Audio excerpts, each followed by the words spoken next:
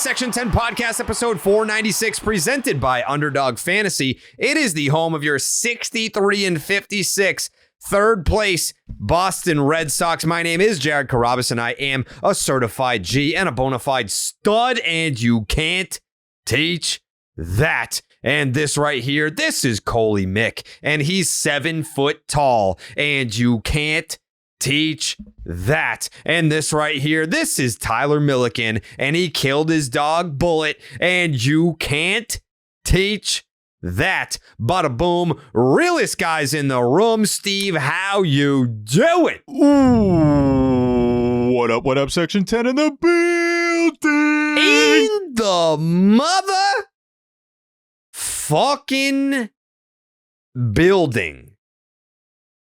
And boy, do I fucking hate losing the last game of a series win. Presented by fucking Blue Moon. Suck one. And fucking produced by Jake Yazzie. Fuck yeah. And boy, do I hate losing the last fucking game. The Sox just get suspended? Oh, okay.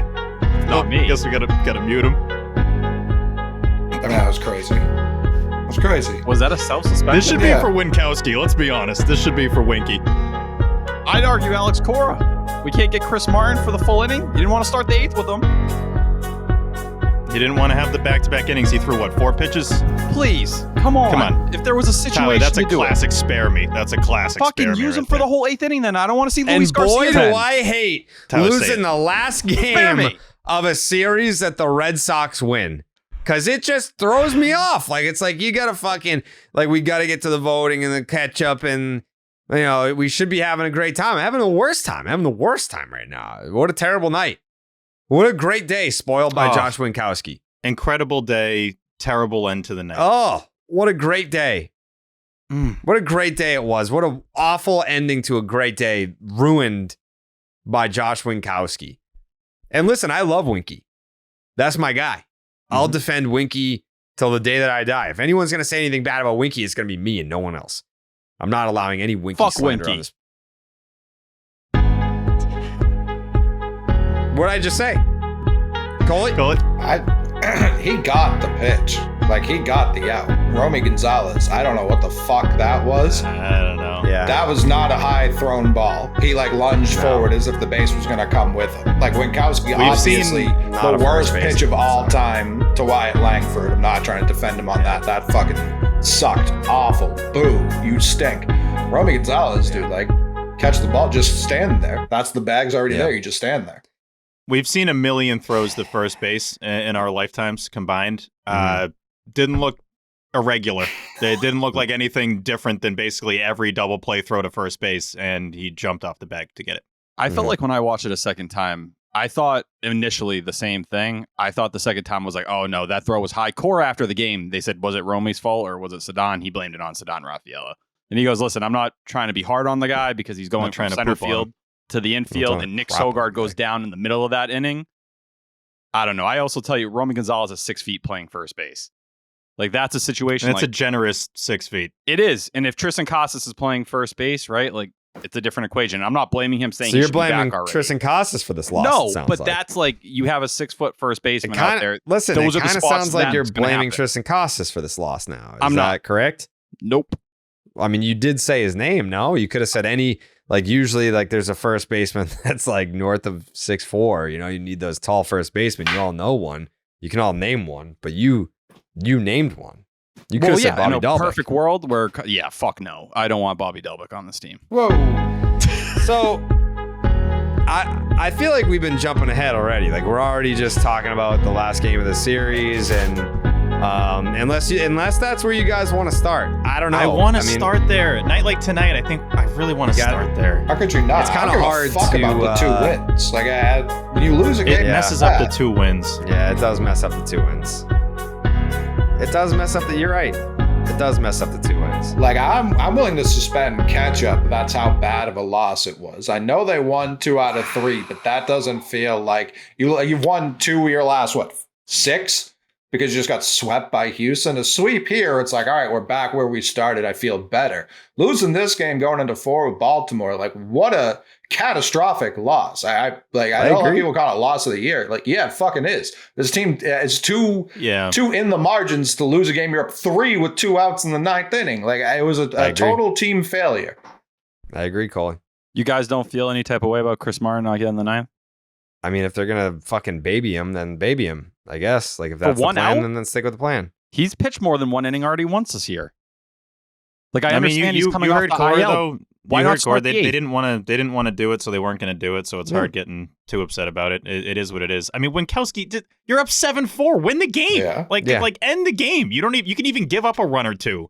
Like it's ridiculous and understandable that you could have had a double play there, but it's like whatever. Don't give up a 3-run bomb with 2 outs. It's not that hard. And not to crap on the guy. Not to crap on the guy, but that pitch sucked. Oh, when they showed the replay, it's like if you wanted to craft up the perfect pitch to give up a home run on, he threw it just right there. Meatball. It was a home run derby pitch, and he crushed it. You could see it in his face too. Like it was almost. He was wincing before he hit it. Like you know, like how like the final out of the 2016 World Series where Chris Bryant's like smiling as he's fielding the ground ball and throwing to first base. Like that was that situation. Just seeing this pitch, being like, I'm gonna fucking destroy this. Ah! Like you just know, and he did, and the result was the result. But we're not gonna. I mean, this isn't on Winky. This is we're gonna blame other people. Yeah, you know? That's fine. Yeah, who we got? I don't know one person who I left this game game being like, great job. Yeah, Duran getting thrown out in the 8th. That cost you a big run. Did it not? Hamilton. I mean, how have we not said Hamilton yet? That was a major one. Like, there's so many different moments you can go in this game and say, what the fuck happened? Hamilton. What about Willier? Hamilton coming across the field and like checking to see if the runner was going to score and just completely taking his eye off the ball. Like, there's 2 outs, guy. Just get the ball. Get the ball. You're close enough to first. You would have beat the guy in a foot race 2 first if you just field the ball. There might have even been an out in that inning with Luis Garcia on the second ball Devers fielded where he looks to second instead of going to first and then throws the ball to first base afterwards. If he just went to first, it's a bang play. You have a shot at an out there as well. Do you feel at all responsible for this loss, Tyler? As someone who advocated for Luis Garcia to come to this team? And oh my God, guys, like we're going to shit sit on here and Wyatt bitch about Langford. Luis Garcia. Yeah, Go you ahead. did. You said like the rookie of the year race was pretty much over and fuck him and all that. I don't have any changing opinion after seeing his relay throw. It was nice that he hit a homer, but he's had a disappointing rookie season. Listen, you trade for Luis Garcia, he had a 3.71 ERA and a 3.70 FIP. It hasn't worked. He sucks. It's an earned run in 5 straight outings. You tip your cap. It is what it is. Like sometimes you make a move, you knew what you thought he was. He comes here, he has an ERA over 12 now. Over 12. What the fuck are you supposed to do? Did anyone think you could even pitch this poorly? Was it even possible? Kind of seems like you're out there, Tyler. Honestly, it's miserable. It's like you tip your cap to that, but man, there were so many different opportunities to win this game. And once again, if you're going to use Chris Martin for 1 fucking out, he is the best reliever you had in your bullpen today, and you used him for 1 out. I don't know that How do you justify tip your cap that? right. Huh? I don't know if you're using the phrase "tip your cap." Tip right. your cap for how tipping much a this cap. guy sucks. Yeah, You have your best reliever. Good job Tip blowing. your cap to this guy who comes in here and just gives it up every time he toes the rubber. We gotta tip our cap to Luis Garcia. This is way worse than we could have expected. It is very fun to watch Tyler discover the English language. Like it's been a very fun thing over the last 3 years. It's phrases. It's always phrases. Where I'm like, Tyler, to your credit, when that ball left the yard to tie it up, I was saying, "Are you fucking me?" Like that was my reply to that home run. Yeah, it's crazy. I give up. I give up. I'm broken right now. I'm burping, guys. Give me a second. Jesus. I mean, we're not even talking about the gift in the bottom of the 8th. Oh my God, yeah. I mean, I guess like you kind of have to tip your cap to Kyle Hudson for knowing that was going to be a shitty throw. I mean, if he's aware of the outfielders and their arm strengths and their weaknesses, and that was a send based on an outfielder's ability to make an accurate throw, well then tip your cap to him. He fucking knew that was going to be a shitty throw, and it was. I mean, he nailed it. I don't know what was going on there. Kyle Hudson does a funny thing where, and I only notice it on his crazy sends. Well, he'll like do the wraparound thing and then start running up the foul line as if he's trying to Dude, he get like almost as touched the far monster. away from the play as possible, just in case it goes poorly. He's like, I don't want to be present when this I guy want to be gets thrown out. associated with this. He just like jumps into the crowd like, I don't know who sent. Oh, bad send. What the hell was that all about? But I mean, we were on tied in the 8th, and somehow I was the farthest ahead. That's the first time that's ever happened. Jake and I were way ahead of you guys. Yeah. And it's the craziest send I think I've ever seen. Like the guy in left had the ball, and who was it that scored? Was it Wong? Yeah, Yes. because I mean, he was like 3-4 steps short of third. I'm like, what? It's crazy. Yoshida with 2 outs, third hit of the game, ropes a double, and he's the only guy I'm like not currently furious with. Yeah, I mean, that seems to be the general consensus, is that it feels like the Red Sox lost this series. Oh yeah, it's the worst series win of the year. Even Feeling wise. the first game, like they needed extras to win that one. Like all 3 starters gave me what I needed, which was 5 innings, 3 runs or less. Now you pushed 2 of them to the 6th, and it didn't go as smoothly when that happened. But that should have been a sweep, and the fact that we're sitting here talking about 2 out of 3 is wildly disappointing. Yeah, that was a silver star outing. Tanner Houck, gold star tonight, came within 1 out of getting a blowjob. So, Holes were on the table. oh my God. He was right there. Still love the outing, though. You know, still a gold star performance out of Tanner Houck. Looks like they're not chasing strikeouts with him too much either right now. It's back-to-back starts. He was really sweeper heavy in that first start against the Rangers. It's been sinker primary the last 2. So I think he knows the bat missing stuff. And yeah, he had, 10 whiffs in the start, whatever. Still was only, where are we? 3 Ks, 2 walks. Like, this is the second start in a row that the Ks haven't been there. And I think he's okay with that. I think this is going to be kind of their plan moving forward here.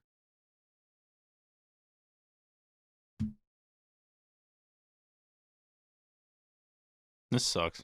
Yeah.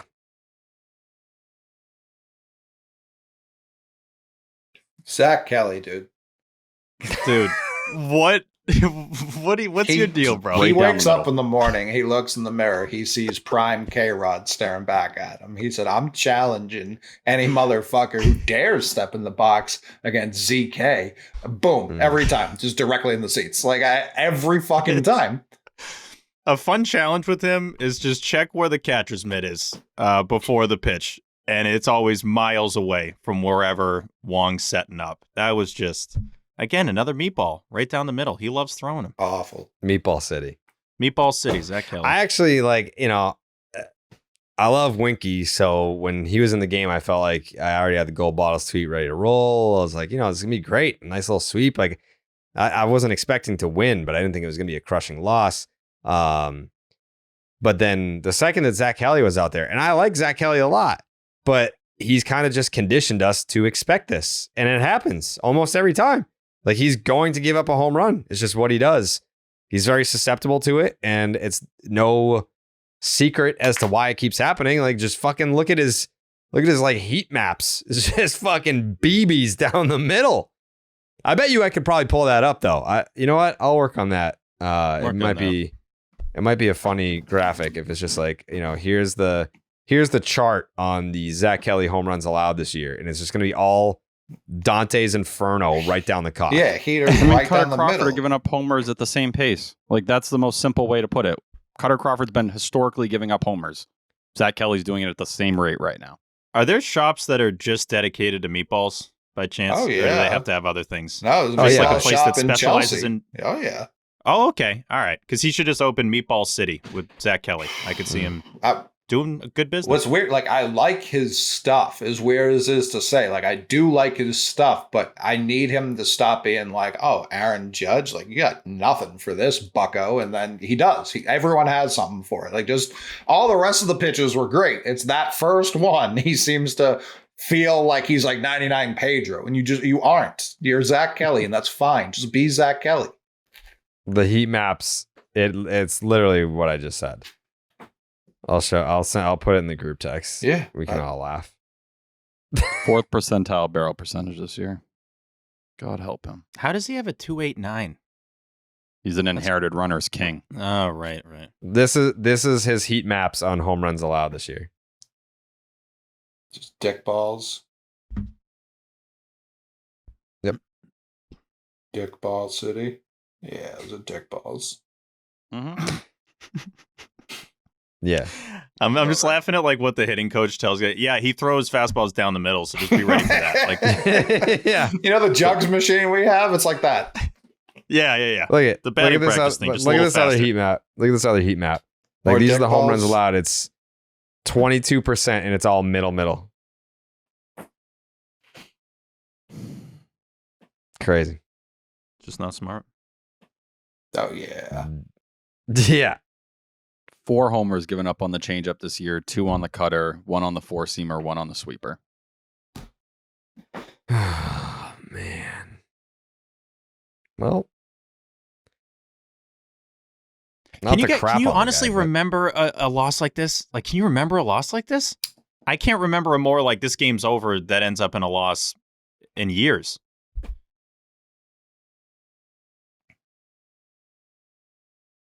No, 7-4, 7-4 2 on the outs. ninth. Yeah, definitely. It very clearly felt like a time where it was over. Like that's like such a win. Oh yeah, didn't you guys Well, think this was also that, obviously yeah, the over when other it was way. 7-7 in the 10th? Like, I just can't remember a game that was like when he hit the homer. Like, yes, they're up only 3, and there's 2 guys on, but something about it didn't compute in my brain that they were 1 swing away from tying the game until you saw the ball soaring over the monsters. Like, okay, yeah, the math would mean that's 7-7. Like, it felt way more out of reach than that, but here we are. You were up 2 in Colorado, right, in the extra innings game. That kind of went crazy. And you lost that one, 9-8? I think that's the closest one, at least for me this year. What was the That felt that way. Altuve blast? That was in like the 7th inning? Sure, yeah. What was the Altuve one? Why am I blanking Yeah. on that? It was on Friday. It was definitely earlier in the game for sure. Oh, right. But I don't know. It has a very similar feel. Obviously, not as over, but I was already counting that one as a win. Yeah, true. Jerry? Yeah. Mhm. Yeah, 7th inning on that homer. It was bad. The MLB season's in full swing, and Underdog Fantasy wants to make it a lot more interesting. Underdog Fantasy is the easiest place to play fantasy sports. Playing their pick'em game is as simple as selecting higher or lower on player stats, strikeouts, total bases, home runs, and so much more. Make entries of all baseball or mix and match across your other favorite sports. You can win up to 100 times your money, and it's a ton of fun. I mean, if you just start sprinkling a little scratch on Zach Kelly to give up a bomb, man, are you going to be able to pay the mortgage for the next few years? Mm-hmm. And I like Zach Kelly. You know, It's the worst part. He follows the show's account. yeah, yes, that is the worst. You The know? only MVP pitcher on the team this season. Yeah, People have been calling for that to be stripped, which I don't. You can't I don't take it fully. away. I don't You fully can't disagree. retroactively. We can't do it. We can't do it. But it's not a bad ask. oh no, that's a badass. Come on, I mean, you look that's back. a badass. You look back. There have been a lot of awards given out, and you look back and you go, that was wrong." I don't know that was wrong. We might have to revisit that. At some No, point. in the moment, he definitely felt like he earned it, but maybe not. Make sure you sign up with the promo code Jared, Jared, to get up to $250 in bonus cash and a special pick on Underdog. That's Underdog Fantasy promo code Jared. Can we switch up the vibes for just a second? Please. Yeah, then we got to switch up the vibes. We're getting to Section 10 night at Fenway Park. Come on. Coley, Can come we on. get some applause, please? Can we do the applause? I mean, we're getting to Section 10 night at Fenway Park on September 9th. I mean, think about how far this show has come. From Pete's mom's basement to having our own damn night at Fenway Park. Tickets on sale. You get a Section 10 Red Sox jersey with your purchase. It's redsox.com/section 10. I know people were asking, like, what if I already have tickets to the game? Do I get a jersey? No. You got to buy a ticket. No You gotta- chance. No, you don't. No. Think about it. Never will. No. I'll personally No. make sure you don't get one. Mhm. Yeah, I'll be at the gates making sure that guy does not get Just a chance. ripping it away from people. He already had one. Get him out of here. Yeah, it's first come, first serve on all the sizes. So you're gonna have to get there early. And you gotta buy If a you're a ticket. small or a fat, you got to get there early. If you're an average sized Mm. person, you can saunter in at any time. They'll Yeah, have a you'll be size fine. that'll fit you. Yeah, if you're a large or an XL, you'll be fine. If you're any bigger or smaller than that, then no promises. It's already Um, over. Is there even a 2XL? Believe it I said don't know, XL. Maybe. I believe it said XL when I saw it. Ooh, no 2Xs. Mm-mm. There's a I lot did of big s- boys out there in Section 10 land. I know I that. did see more girls. were being ordered. Maybe we can put in a note. Yeah, more are being ordered. I think we did good in terms of like the initial launch of it, but also we didn't.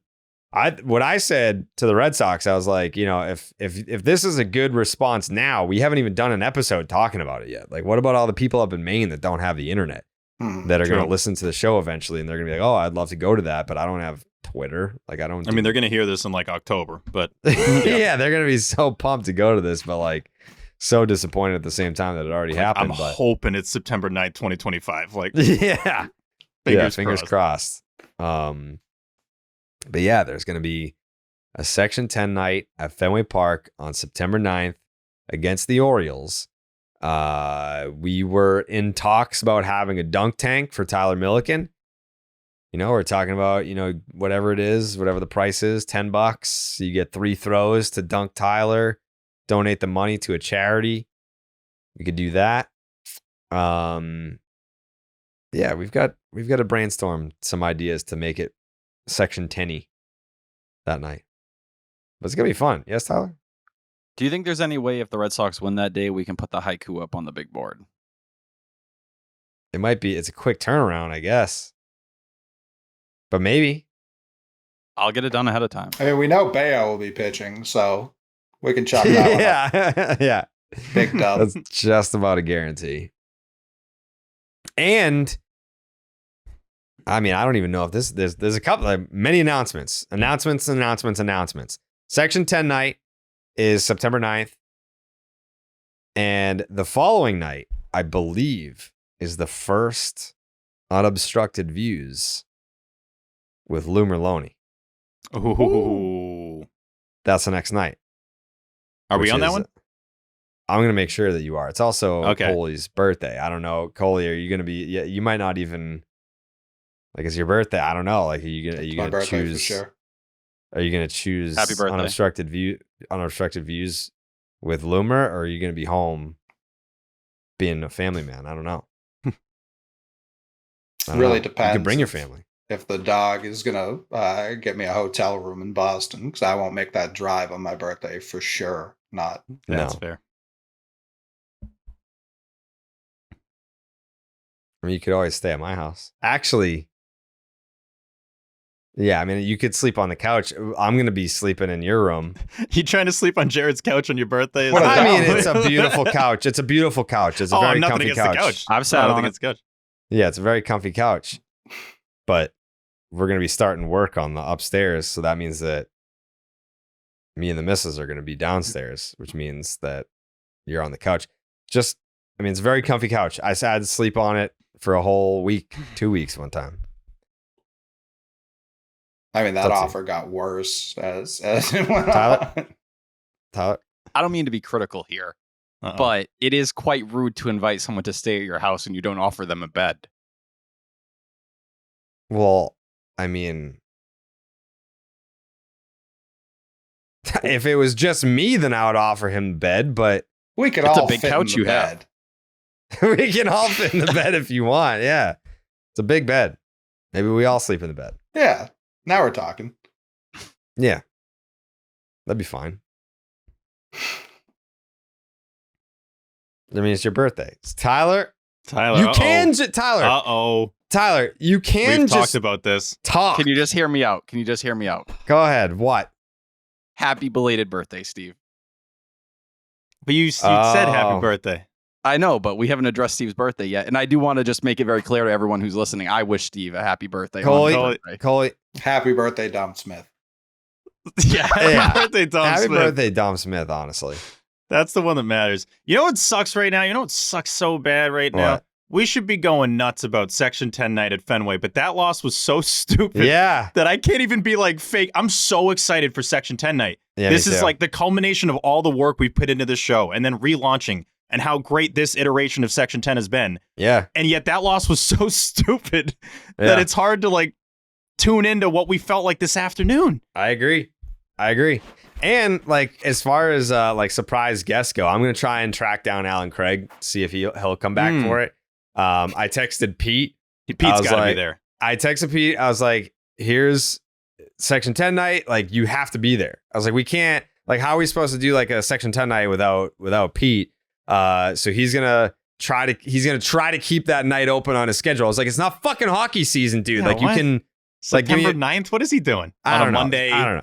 On a Monday, yeah. I mean, he's been gallivanting. You know, I've seen he just went to Portland. He's engaged. He's engaged now. People said he was Congrats, gonna. Pete, He I was guess. scouting on the Sea Dogs, so he can like listen. There have been some promotions. He had to check out the new blood. He definitely.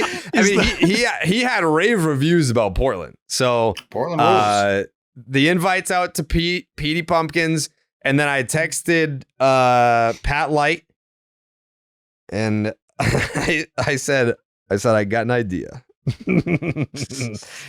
I said September 9th, gonna need you. He said I saw that, pretty sick. And I said, yeah, if you don't come, I'm canceling the whole thing. So let me know. And he said, makes sense. I'll keep you posted. And I said, I think we have to do a promotion where we have a helicopter fly over Fenway and drop $50,000 of your money over all the fans. And he said, yeah, I saw someone say that would be a lot of fun if you matched me. And I said, happy to match. Wow. So if Generous guy. yeah, if Pat puts up 50K, then I'll match it and we'll dump $100,000 over Fenway Park from a helicopter. Steve? I'm gonna put up 20. So it's Okay. So it's 120K. $120. 120K. Jake? No, $20. Jake? Oh, Jake? I'll put up 500. 500,000? Yep. Oh my God. What? So that's $720,000. Coley? That was insanely poor math. It's not even close to correct. It's $600,020. $600,020. Coley? Since I'm tall, I will be sitting there Closer to the money. Yeah, collecting as much of it as possible. But That's would you like my to put up pledge. any money to... Well, I'm just gonna get the- it back, so it really no point. Well, I mean, if you put it up and then you get it back, who cares? You'd look cool for putting it up, no? I'm gonna look so much cooler catching it all. Well, I'm gonna get a giant butterfly net. Just, Just catching so, all the however money. much the net costs. Yeah, like $49.99 probably. All right. Tyler, you putting up any money towards this? I do have a coupon to the 99 that is up for sale. I'm actually in Up a for spot- sale? You're going to sell... You're going to I'll sell raffle a coupon? He's not even having it thrown out of the helicopter. He's doing a separate thing where Yeah, he's he's selling the coupon. Yeah, he's like, I'm not donating any money to the I'm going to have a helicopter. booth by the third base side. I'm going to But be if you want to selling give me this coupon. $50 for this 20% off chicken fingers coupon. Like yesterday, they had TC walking around selling the 50-50 raffle. We should have Tyler walk the entire stadium throughout the game selling a 50-50 raffle for one coupon. Yeah, for one. Yeah. The way my Yeah. financial situation is right now, that I'm trying to save up for a new wallet because I accidentally misplaced mine permanently. What a crazy way to say that. You misplaced your wallet permanently. Yeah, last time I saw it was at the Canton 99, and I have not seen it in 6 days. You should get one of those ones, like when people travel to Europe and they're like very afraid and it's like strapped to their chest like a bomb. Like that's the kind of wallet you need. Yeah. I'm into it. I had lost my last tile. I used to keep those in them all the time, but when I had it fly off my car while I was driving on the highway, it just stopped in that location and I never saw it again. That was the last wallet and the last tile. How do you lose wallets so often? I left my wallet at your house, and you had to tell me days later that it was there. Yeah, that's true. Yeah. You lost that wallet? Yes, that one. Yeah. Again, And all the cards. You deserve to lose it. I had over $200 in gift cards in there. Gone. Wendy's, Chick-fil-A, McDonald's. Gone. That I was saving for a special occasion. All this hard work just for nothing. it sounds like you should keep those like in your glove box or something, because on your Yeah. person is clearly not working. We're considering all options right now. Yeah, you should consider getting a wallet that has like the what is that thing called? The Apple Circle thing. Why don't you get that like? That's what he's stitched talking into about your with the wallet? tile. That's what a the tile- same I know, thing. but why don't you stitch it into the wallet? I think I'm going to start being a phone wallet guy, like the people who put their cards on the back of their phone. Have you ever lost a phone? Oh, yes. Then that's pointless. I'm hoping if there's more pressure because both will be tied into one thing, then I won't lose it. How often do you give yourself a one of these? Just how often do you do that? Monthly. Yeah, that's not. You gotta up that 30-fold at least. If anyone sees my wallet at the Canton 99, send me a text message. Anyways, wait, should we continue with the news announcements? Oh, definitely, yeah. Have to. I feel like this is going to be like, I don't want it to be overshadowed or anything. Or we can save it for the next one. Want to save it for the next one? Wait, No, But- because this one's closer. and the timing of Sure. what's been going on at this location, it feels like a good time to Yeah, I agree. really get down there. I Oh, of agree. course. Yeah, let's do it. I agree. All right, Section 10 night at Fenway Park will be September 9th. But then Section 10 night at the Woo Sox is going to be August 31st. I mean, that's pretty fucking cool. I'm pumped about that. I mean, like, what a day. Like my family is getting fucking aggravated congratulating me on things. They're just like, congrats, dude. Shut up. I mean, it's enough of you. Enough. yeah, like it's. I mean, like the day that we announced Section 10 night at Fenway is the day that we figured out what day makes the most sense for all of us to be available for the Woo Sox night. And I was like, whatever you guys need us to do, we'll do.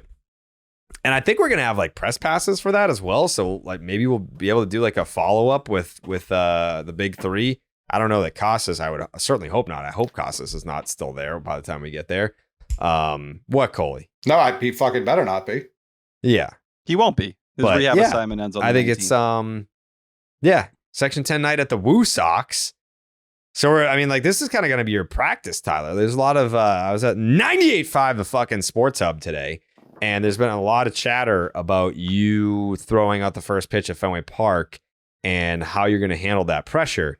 But I mean, if you throw out the first pitch at the Woo Sox, that's kind of it's practice, right? Of course, I'm not going to have like an MGK moment like he had in Cleveland the other night, but I That's feel stupid. pretty good. I've actually spoken with a close comrade of mine, and we're going to have some catch sessions coming up where I can kind of get A my work Russian in. individual? A comrade? No, Martha. a local. Do you know friend. what a comrade is? Yeah, a teammate, No. Okay. an All ally. right. Sure. Thank you. Shout out Puff. What? Puff is like his made up best friend. I'm He's just not made up. saying, He's whoa. real. He's actually going to be there at Section 10 night at Fenway. Okay. Already bought us tickets. I mean, the tickets, I was shocked, man. Just sitting there, seeing all the people are like flying in They're for flying this. in. They're like, yeah, obviously coming in from California. I'm like, Yeah. yeah, obviously. Like, Yeah, dude, I crazy. live in Winnipeg. I'll be there. I saw Yeah. an Alaska tweet.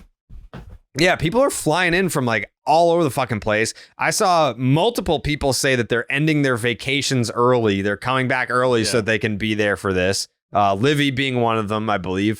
Former Section 10 MVP, Livy. Shout out to Livy. Yeah, I was very blown away, and I feel like a lot of people they reached out and were saying congratulations and all that, but I was like, it's not going to register with me until way after it happens. Like even when I'm there, Oh, I'm just yeah. going to be trying to like get through each hour, making sure that it goes off well and that people get the experience that they signed up for and all that. And then after that, maybe this offseason, I'll look back and be like, that's pretty fucking cool. But until then, I don't know. I'm not really going to have like a moment of reflection. It's crazy this is happening. Like, it's genuinely crazy this is happening. Because when we were doing Pete's Mom's Basement pods, if you had told us at that point that we were going to have a Section 10 night at Fenway, not only would we have laughed at you, we'd be like, what the hell are you talking about? Like, that's just, that makes literally no sense. And I never, I don't know, there's not a lot of me that loves doing like the super reflective stuff of like, oh, look how far we've come. This is the time for that, though. Like, the whole day, I've just been looking up like old Section 10 stuff.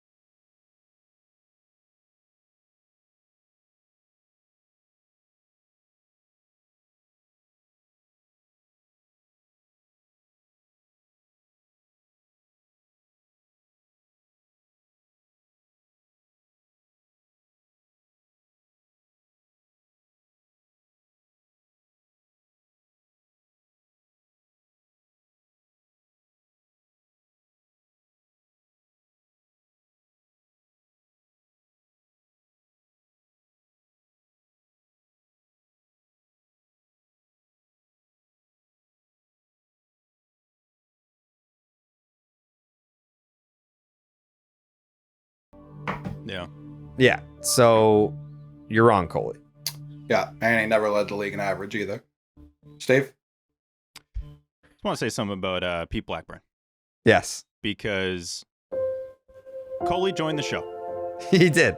in 2018, He did.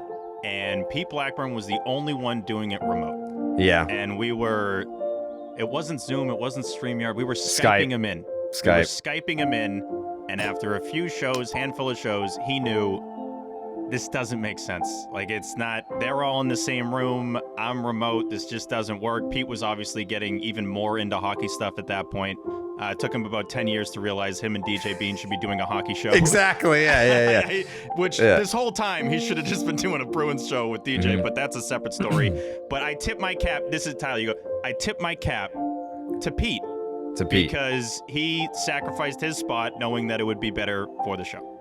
Yeah, and then also like we had the technology. It just maybe that studio didn't have like a monitor. So like we were all sitting in the same room, and then Pete he was on Skype, but we couldn't see him. Yeah. So we would just like forget he was there sometimes. It was just like so like we're all having like this fucking conversation in the room, and then out of nowhere Pete would be like, yeah, so yeah, I mean it was time, and Pete had said, he's like, yeah, like I want to do a hockey podcast, which didn't happen for 6 years later. And then when he came back to do Name Redacted, I knew at that time it was like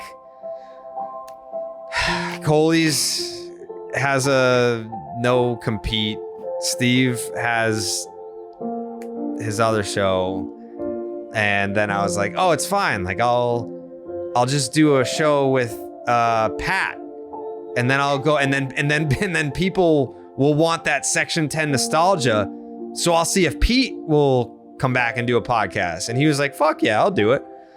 And then I was like, wait a second. None of these guys watch baseball.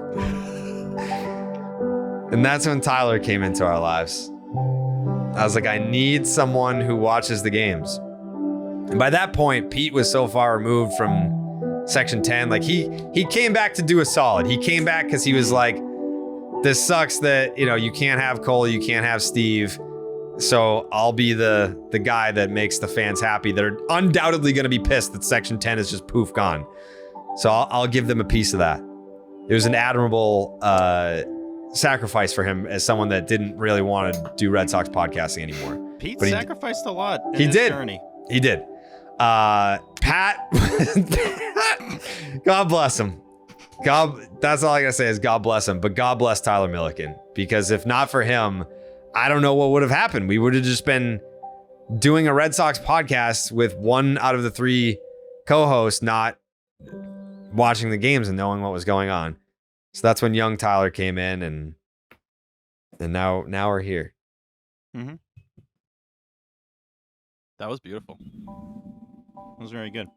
Yeah. I gotta say, I was laughing. I feel like there was a Tyler tweet that was like, just want to say thank you to all the day ones. Like, this wouldn't be possible without you guys. And I was like, Tyler, what are you Tyler, I've been part of this for 3 years now. Building, obviously not Section 10. I'm saying that to also say this current version of the show would not be close to the same without you. Yeah, it's true. And we've talked about this before. Obviously, we needed to find a rhythm, you and I. I think we have. There is no chance this show is the same without you. And I just got to chuckle because I was like, if Tyler's going to go down the road of like day one stuff, I'm going to laugh at this. This is going to be funny. I'll give you credit, you obviously are a huge part of the show. You said it way cooler on Twitter than me, and at the end of the day, you guys built this thing, and you let me come in at the later date, and I'll always be thankful because I'm happy just to add what I can to the top, because what you guys did was already legendary, and somehow, Jared said it when we were doing Name Redacted, like, if Section 10 comes back, we're going to reach a height you don't even think is possible, and it's fucking happening right now. It is. Section 10 night at Fenway Park, which is why, we announced it, and then within, I don't know, half hour, I was texting Pete being like, hey, you have to be there, because we don't get there without Pete. Obviously, all of us came back together. I think ultimately, if Steve was still at fucking Odyssey, I would have been like, no, fuck you, you're not coming back. But Pete, definitely. Which would have been fair. I wouldn't even blame you. Nah, I would have obviously asked if you to come back. I would have asked. No, I I'm would've saying if I was still doing a official Red Sox show, you would have been like, oh, fuck that. We're gonna bring the show back. Steve can keep doing that. It is crazy how much I don't want to say that. I'm just very thankful that we've been able to do what we've done this year.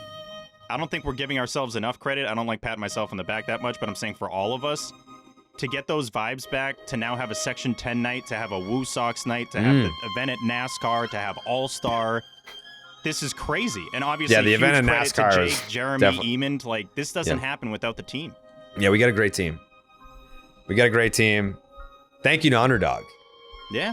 Underdog Good job. fucking made it all happen. I know people were saying, oh, like, are you gonna thank Dave for giving Section 10 back? No. Thank you to DraftKings for giving Section 10 back, basically. Like, Dave said no. I was like, hey, can I have Section 10 back? He was like, no. He was like, I don't think DK would be happy about that. So then I went to DK and was like, you guys definitely you gave me baseball is dead. Like, you're obviously not going to care if we have Section 10. They're like, obviously not. Like, fuck yeah. Go get Section 10 back. And then that's how it happened. So thank you to Jay Danahy at DK for getting Section 10 back into the right hands.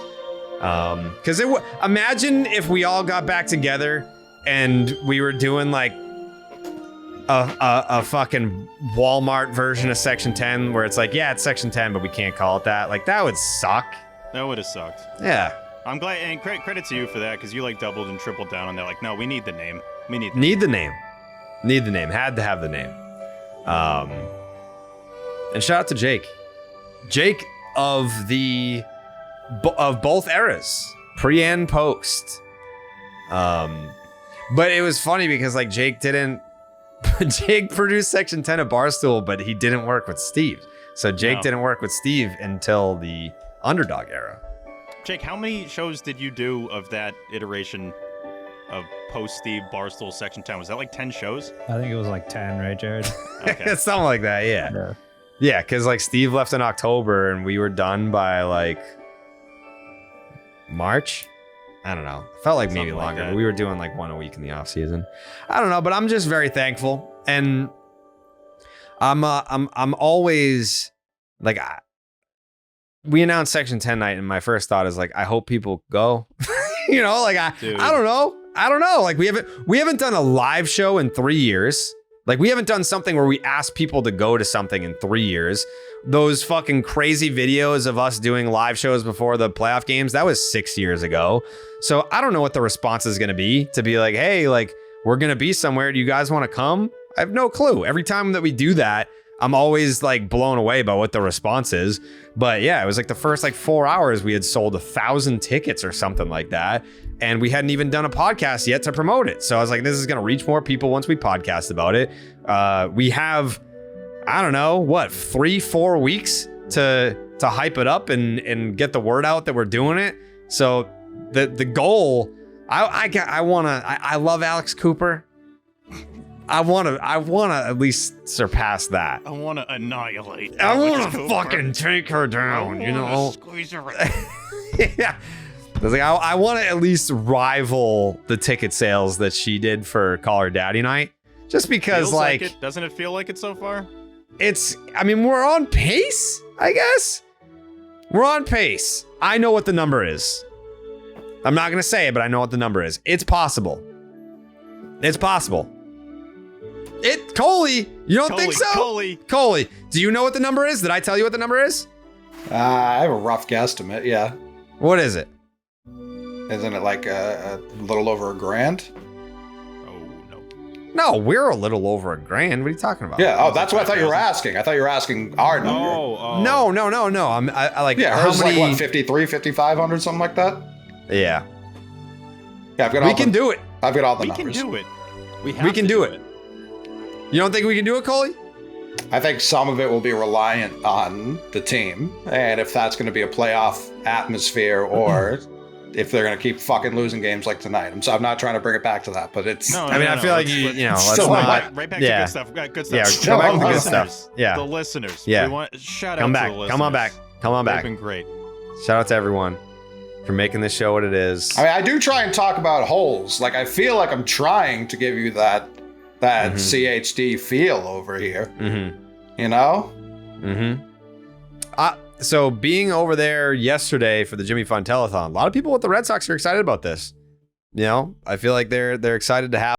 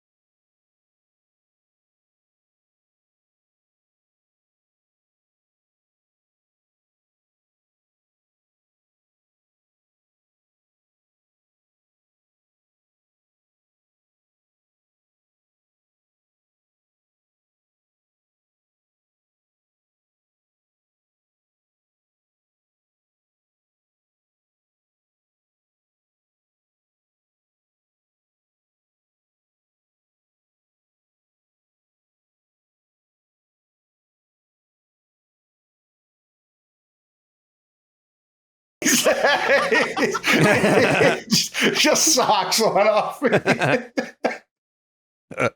I would appreciate that very much. That'd be awesome. Steve?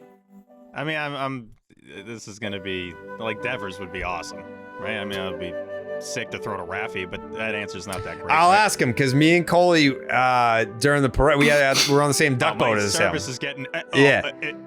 Me and Coley were me and Coley were on the same duck boat as Devers, Jake, so kick me out, we bonded big time that day. So much fun. I was actually thinking, because they'll announce us as we walk out there. Can they announce me and you as 2018 World Series Duck boat. champs? Yeah. And then everyone else welcome is like, back. One of my favorite days ever. Can we not do that? 2018 World Series champions, Jared Carabas Tribute and on the video board. McMahon, Coley Mick.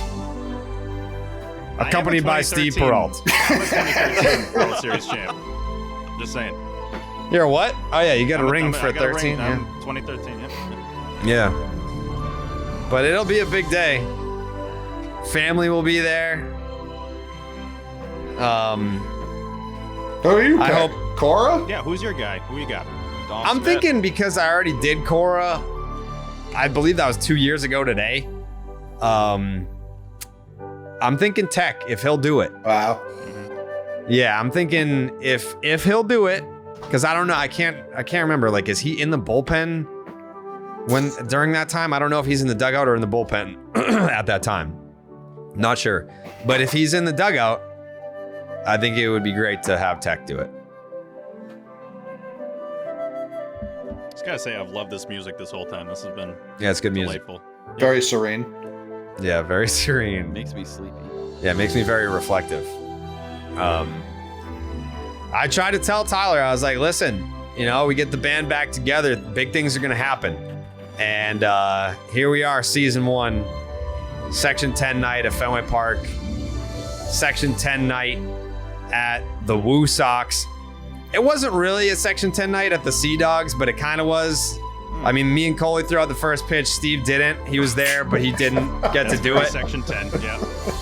It wasn't promoted as Section 10 night, but like we kind of made it one like impromptu, which is fine. I'll take it. I was very excited to do that.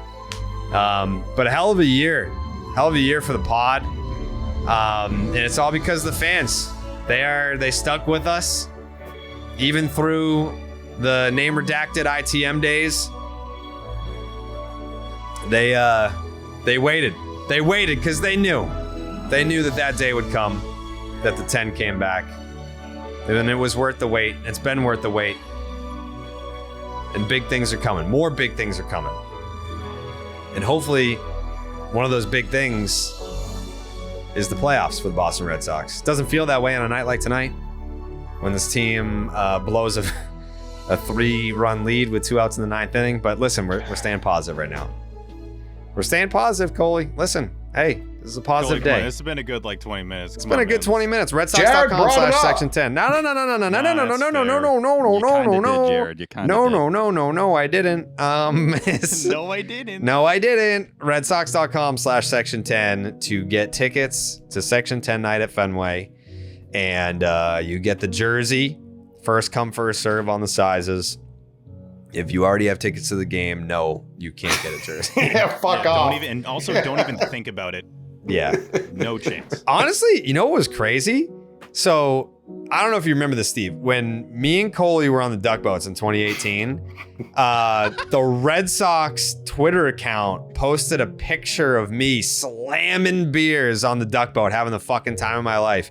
And there was some like blowback. It was probably more so like anti-Barstool rhetoric than anti-Jared narrative. But people really, like, there were some people that were like, oh, fuck this. Like, really? Like, you're going to do this? Probably me. I didn't see any of that. For Section 10 night at Fenway. Like, no, like, really? You guys are doing a night for them? Like, it was all super positive. I think the only negative tweet I saw was that fucking piece of shit. That's one of your least favorite people ever. Oh my God, fuck that guy. I'm not even gonna say it, but he's like a Red Sox blog that is also a section. So like, I don't even know. He's Jared's hated this guy forever. Like this he's just also a section. Fucking grandstand 132 doesn't get a night. The fuck is this? So like this fucking asshole. It was like someone was saying, "Oh, I already have tickets to the game. Can I get a jersey if I already have tickets?" And I was like, "No, you have to buy, tickets through the promo link." And he's like, "So what do I do with the other ones?" And then fucking section piece of shit comes in and he's like, sell them. And like, well, what do I do with these ones? Well, sell all of them. Don't even go. I meant like sell them. Don't even go. And I was like, let me know when they have a fucking section blank night. I was like, beat it, geek. I swear to God, I've been beefing with this guy for like 10 years. He's literally just mad that he's a section, and I'm pretty sure I'll give him this. He was definitely a section before I think Section 10 was a podcast. Okay. So I think he's like the original section Red Sox brand guy, but no one cares because no one fucking knows who he is. He's been stuck. Steve, he's been stuck on 1,200 followers since like 2014. No, I know. Since 2014, like you've had no growth. No one gives a shit. Oh man. No one gives a shit about you, and he's just so mad that they're a section brand, a Red Sox brand. It was section number came after him and just blew right by him. That fucking loser. I'm not going to say I support this guy in any way, shape, or form. I just think... Oh, what are you about to say, Steve? No. This isn't going to be a suspension. I like someone that can hold a grudge for years on years. Yeah, that's me. Exactly. But I'm saying this guy, it's like, dude, you should have given this up at least by you 2018. You lost. This has been over for like 7 years. Oh, and he's like, sell your tickets. Like, dude, what are you doing? He must have been in heaven when you were at the Kings and you had name redacted. Yeah. He must have been He's like finally. The only section in town. Yeah. We outlasted him. Nope. When he saw the trailer drop for the Return of the 10, that had to be one of the worst days ever. Yeah. Oh my God. This guy shows up at the actual event though, and he's like after one of us. I don't care. I would be fine dying that night. If there was some crazed fan, I'm gonna be the if one there that was dies. some crazed fan that was like, finally, I know where he's gonna be and what time, and he's gonna be out in the open, and I'm gonna take him out. What a night to go! I mean, what else do I have left to check off the old bucket list? You're taking care of children now. Yeah, they'll have inheritance. We're talking profession here. Even that, it's like, I prove that I can raise a family. Yeah, you've clearly proven that. I've proven that, dude. Yeah. Check. Hello. Are they alive still? Yup. Taken care of. So after all that, what's left for me? Nothing. I have a godson, so I basically already have a child of my own. Mm-hmm. I'd like Nothing to die left with you for me. that night. Yeah, let's do that. Oh, if that's it, yeah, this is as close as I'm getting to a duck boat at first pitch. Let's all just die. Coley? Coley? I'm just picturing like Jared catches like 3 slugs to the chest and then Tyler dives. Like, he's like, no! Way too late. No, I don't plan on I'd dying. resuscitate. Like, look at the replay. I did try to save him. Mm-hmm. Yeah. That would really backfire for the section guy. If he came, Oh, big time. if he came there to take me out, I'd be like, this is exactly what I wanted, dude. What do you think Robbie Ross Jr. is doing these days? The first player guest in Section 10 history. I don't know. I talked to him somewhat recently. I think they live in Lexington, Kentucky. Oh, okay. Him and his That wife, tracks. Brittany. I mean, Alan Craig, that should be someone that shows up to this. Like, have some. Wade Miley, he doesn't pitch anymore, right? Oh no, he does. Out for the he is? year. He was dealing last year, wasn't he? Dude, He was nasty he's last like year. the best pitcher ever, I think. He Yeah. got Tommy John this year. Outrageous. With the music? Are you That's kidding me? Oh my god, that's the worst way to end the music. That's outrageous. He's gonna one of my come in favorite with it, though. stretches we've had in years. Who else are our other guests close to the show? There we That's why go. I brought up Brock. All right, we're back. We lose the music. JD I hate to Martinez. say that feels I can't imagine. I'm thinking either people who are fucking retired or like there's no one on the Orioles, right? JD still likes our post, by the way. He's still locked in. Yeah. I bet Blaze could make it since, unfortunately, he took a ball to the face. You think that's what he wants to do? He wants me humming one at him? Maybe we'll cheer him up. Maybe. Poor Blaze. BJ. BJ. First producer, really. Mm-hmm. Matt Barnes. Matt Barnes. Matt Barnes could come. Mitch Moreland. Hector Velasquez.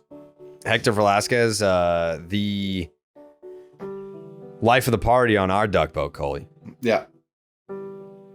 Me, you, JD, Raffy, Hector. That was a good time. Mm-hmm. Mm-hmm. Maybe they'll do a video montage of us in the parade. Imagine that. I talked to them. They said they're not doing it. Like if we walk out to the mound and they're just playing a video montage of us just slamming beers, having the fucking best day out there in the parade.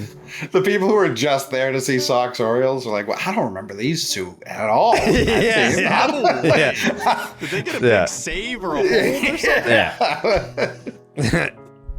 It's like These guys the bat boys? What the hell? it just cuts to that video of us whipping the fucking stack of papers at Pete's face when he's sleeping at Winter my God, Weekend. it's a classic. Oh, Mhm. I gotta find that right now. It's I my have favorite it. video ever. I have it. Can you send that over Pete, whenever at your earliest convenience? you gotta start making so much noise, my man. We're trying to go to My sleep. man gets me every My time. man. It's the loudest snore I've ever heard anyone do ever. And Yeah, he did that's it over why- and over and over. That's why in years after that, we kind of stuck Pete and Feidelberg together because they both sound like they're sawing wood while they're sleeping. Yeah, The worst literally two roommates that you could slammed have. him in the face with a Winter Weekend program, and it just kept snoring right through it. Mm-hmm. Yeah. Sleepy Frankie. Oh, Love one of the Sleepy best Frankie, episodes. We got to So have worst Frankie episode. Borelli come back in. People will remember that episode. They'll be like, oh, top 3.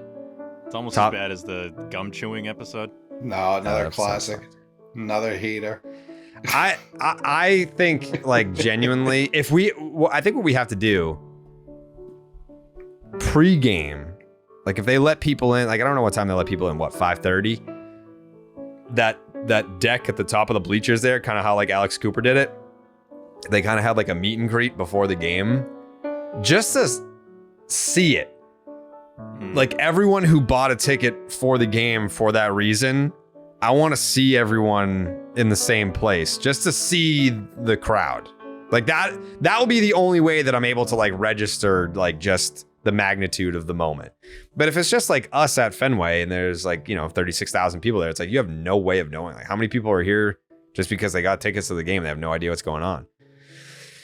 So we'll see.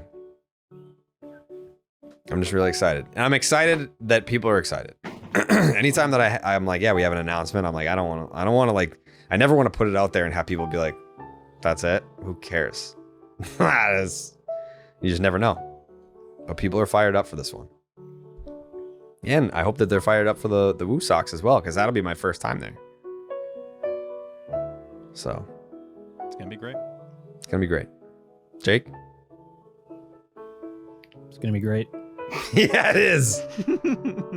I was worried. It wasn't going to be, but now I feel pretty good about it. So,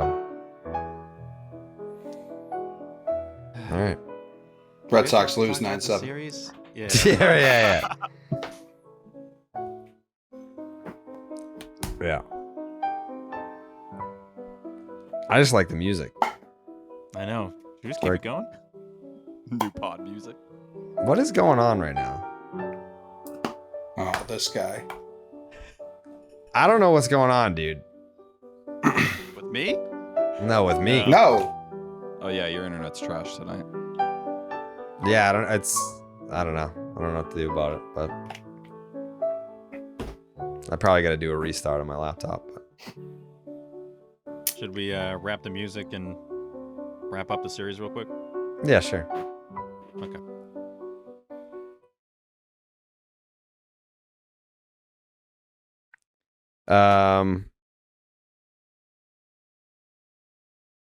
Looks like Red Sox lose 9-7. Yeah. Okay. By the way, the number of people that were freaking out about the use of AI music on the last episode, like they were acting like we were playing like the fucking Taliban national anthem. It was crazy. We haven't used that yet. Yeah. No, we've never done that. I don't even know if they have one, but they were acting like that's what we played. It's just They're they're not like a nation, so probably not. They might have a theme song. I don't know. That's different, super different. Yeah. Those people are right. Taliban. I don't know. I don't know what it was. I don't know how. It's a country rock. It's a country rock song for some reason. Here we come with the Taliban. Red Sox are like, yeah, no more Taliban songs, please. At least not until the 10th. On the 10th, have the blast. So not the 11th either, but the 12th, you can go right back. Taliban. They just only say Taliban, but it's just like to the tune of Christmas music. Oh, Taliban. Taliban. That was the only words. Yeah. The stupidest song ever. Taliban. Like, how many Christmas imagine they just had an entire album? They're just the Taliban Christmas album. But those are the only words. Oh. People were acting like that's what we were doing last week. The point is, everything you just did was funnier and more creative. That's the problem. I mean, I don't know. That's not true. I think it's super true. You did a rap song. We have a guy on the show who calls himself Millibars. You're telling me that wouldn't have been funnier if Tyler rapped it? I mean, Jared's yeah. I mean, if we want to have Tyler rap it, we can have Tyler rap it. I think that's a way better plan. We have enough musicians who listen to us who would love to do really every song you wrote, and it would not be AI. Remember that? Was there a dude in Australia, I think, that did the organ? The organ intro, yeah. Mm-hmm. Yeah. Is he gonna not do? I forgot about that. Is he not gonna play the organ that night? I don't know. People, that was a thread on Reddit. People were like, "How is he gonna react to this?" The intro, like us walking out there, is supposed to have the organ. He's just standing there, like, I won't do it. Not doing it. I won't desecrate this sweet, sweet instrument. Dun, dun. It's like, thanks, dude. Like, I don't know. Dude, if I don't get dun dun, I'm gonna lose it. Like that sets you up perfectly for the pitch. Go. Speaking of Jared's precious AI, right now on Twitter, on the Explore beta tab, it says Red Sox prevailed despite Devers' misplay. 1, didn't prevail. 2, don't like that they're blaming Devers at all. No. So this is why we're out on AI. I mean, the songs are. I have no problem with what you wrote. That's what almost makes it more infuriating, that you went through the trouble to write them. I mean, the weather look ahead, I'm still going to stand by. We haven't even played it. We heard the first second of it, correct? Yeah, and it was awesome. We don't have to use the other ones. That's fine. We don't have to use the other one. That's fine. But I'll stand by. Clark's Ketchup is so funny because it's you. That's why it's funny. I don't want to do more songs, though, that are me. I didn't say you should have to do more, but Tyler can do one. Tyler can do the Stop and Shop song. I can't do the look ahead.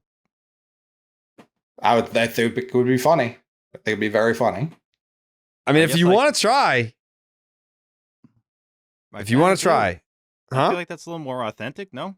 Way more authentic. And then down on the farm, get some fucking slack jaws to blow on a jug and sing. Let me rap on that. All right. All right. That's fine. I'm still going to keep the Weather Look Ahead song, though. I mean, unless Steve nails just it. said Steve's he got, wants to. yeah, I'm going to let him try. I'm going to let him try. He can try. But, Call it. If Steve's is bad, can Dan give it a shot? Oh, yeah. Oh, Dan would Yeah. crush it. Actually, can I? I'll just have Dan do it. Can I have Dan do it? Yeah. You'd be pumped if Dan did it. Yes. Yeah. Can Dan sing? Ooh, no. So that perfect. Brian can sing. My younger brother, Brian. Okay. Wrong direction. Wrong, Yeah, no. wrong directional parole. Well, if Dan can't do it, he knows people that can do it. I mean, he's like a Dan's writer, gonna do producer in Hollywood. Dan's going to do it. All right. Dan's going to do it. Did Dan like my birthday poem to you? He did. Yes, he did. He said, that's very nice that I was referenced like that. It was a good poem. I've told him about how much a fan you are of him, and he said he's that much of a fan right back. I mean, he doesn't have to be. You know, it's He respects the love. yeah, I'm not like you know, if I do something nice for someone, I don't expect it in return. So I mean, you guys celebrated the World Series title together. Do you That's remember true. that? I do. They got a picture together in LA at Dodger Stadium. I was crying. Tyler? Tyler? I thought the poems were kind of dog shit, personally. Wait, Play my haiku. Tyler, come on. They're great poems. That was awesome. Can't Yeah, this stand when one artist is just like, the other artist is bad. Oh, it should only He was listen just- to me. he I was just got getting- you a song to rap on, fuckface. It's your problem. Yeah, Tyler's rattled because a lot of people were responding to the poems being like, oh shit, Millbar's like, he even does this better than you too. Like, what doesn't he do better than you? Like, you had the one thing that you do, and he's even better than you at that too. Really? Play my haiku music. Well, shut up for a second. This is the tweet. It says, today is Steve's birthday, so here is a poem that I wrote for him. Steve Peralt. Man, he's got a huge head. Steve Peralt. Without him, Section 10 would be dead. Steve Peralt. I will always be a fan. Steve Peralt.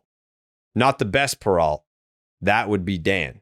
Mhm. So I think It's a great poem. yeah, thank you guys. Thank you. Thank you. Come on. Come on. Come on. Can Fuck we hit the you. applause? Can you hit the applause, please? I won't. I'm not going to do that. Ah, come on. What the fuck? All right. Whatever. If you're going to give it to me, I'll take it. But I didn't want it. I didn't ask for it. Wow, standing up. Holy shit. Thank you. Thank you guys. Thank you. Thank you. Yeah, the poem was excellent. And I think it was a great mix of you know, we're gonna needle Steve. We're gonna bring Steve's ego down, but then we're gonna lift Steve's ego right back up, and then we're gonna bring it back down again. You know, it was a great Roller balance. coaster. It was a great balance. I gotta you know, say, when it comes to Jared and doing something, you never know what you're gonna get. He Never know keeps what you on you're your gonna get. toes. So I'm reading Mhm. each line. I'm like, God, what? That was a nice line. What's the next line gonna be? Because Mhm. that was a good one. But Yeah. no, it was a really good balance. Great poem. yeah, it was some nice stuff and some mean stuff, and that's just what you're gonna get with me. Mhm. You know, sometimes I'm nice, sometimes I'm mean, but when I'm mean, you know that I want to be nice, but I can't be too nice. You know, Isn't that because a little that's weird? That's beta shit. You know. If it was all just nice, I'd be like, something's going on right now. Yeah, it's like, what's he up to? You know, what's he angling for here? So, I mean, I'm pretty nice to Tyler, right? Mm-hmm.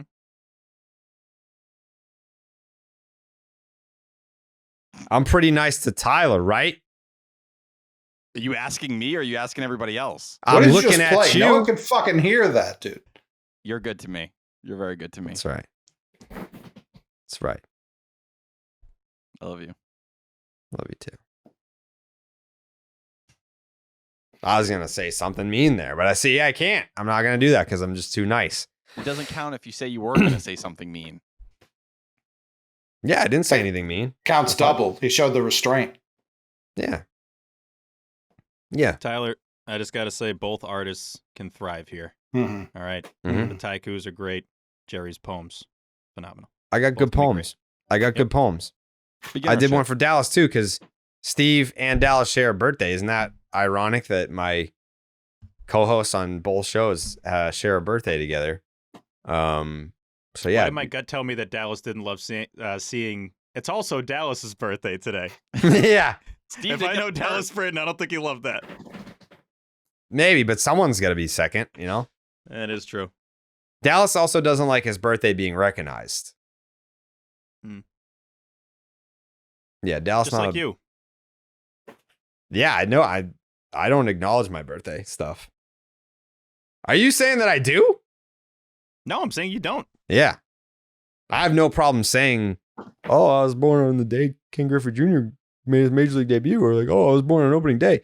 But when it's my actual birthday, I'll get people being like, you're the fucking best, dude. Like, without you, my fucking life sucks. Happy birthday. And no like, no retweet.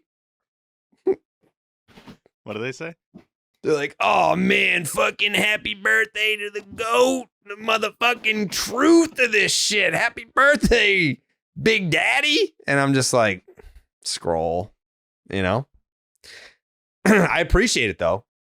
I do appreciate it, but I just don't spare me, you know? When's Dan Peralt's birthday? April 19th. Oh, we're fucking almost birthday buddies. Mm-hmm. That's probably what it is. It's the moon. Mm-hmm. Couple of Aries, you know? Mm. Uh-huh. Good time for a birthday. Good weather coming Oh. up. March Madness coming Oh. up. Sox. Yeah, you got the first month of baseball season. What's that, Coley? March Madness coming up April 19th. Oh, that's so wrong. Yeah.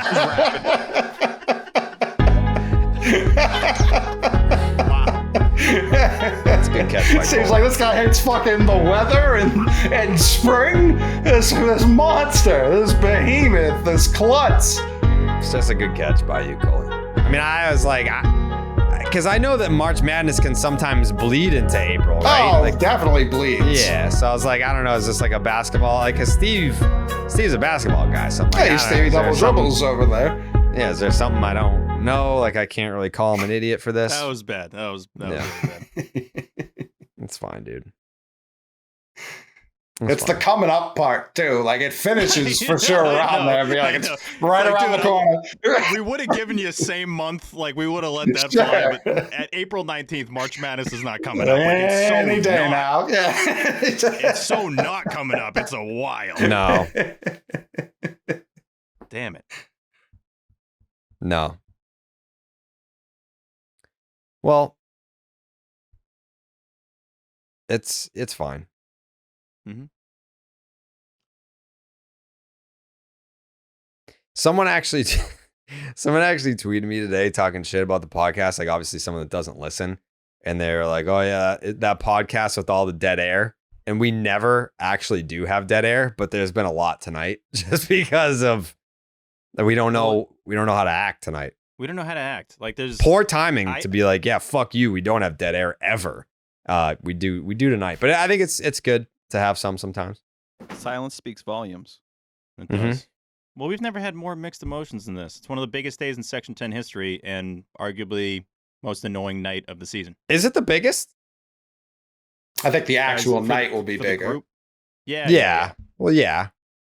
But I mean, since it hasn't happened yet, it's probably like when me and Coley were in the Red Sox World Mhm, Series parade in mhm, 2018, repping Section 10, the boys just getting showered with love and praise and alcohol throughout the streets of Boston. Everyone was so happy to see us. That was probably number one. But this one, I don't know, man. I feel like this could be a solid number two. I got this at number one. This one? Mm-hmm. Section 10 night? Yeah, I got this announcement at Fenway? number one. Yeah. It's my number one. Hell yeah, Tyler. Let's go. Me and you, Steve. Yeah. Let's do it. Jake, too. Jake, put that Jake. hand up. No, I we was on haven't duck boat. we haven't gotten fucking yeah. We haven't gotten Jake's thoughts on this at all. Jake, how excited are you for this? Yeah, I mean, I was way more excited until the Red Sox just kill their vibes, but no, Mhm. it's obviously going to be sick. Yeah. The outpour of support on social media is insane. The fact people are like coming from that far away just for this night is awesome. So super excited. Can't wait to see everyone there. I lost over 100 followers retweeting everyone that bought tickets. Don't give a fuck, dude. You don't need those ones. No, if you're mad that I'm retweeting, holy shit. When we started the podcast, I was like, the Yankees are losing to the White Sox, and it was like 2-1 in the fourth inning, and they won 10-2. Judge did something. They'll do that. But yeah, I mean, if you're annoyed by people being excited for Section 10 night at Fenway, then you are not someone that I care about following me at all. Like, that should be a big moment for you too. You know? Just like that first moment that I tasted a blue moon for the first time. Mm-hmm. That was a big moment in my life. I didn't know beer could taste that good. You know, because I'll say right now, hand up, Blue Moon was not the first beer that I ever drank. It wasn't. I was drinking poor people shit before that in the woods.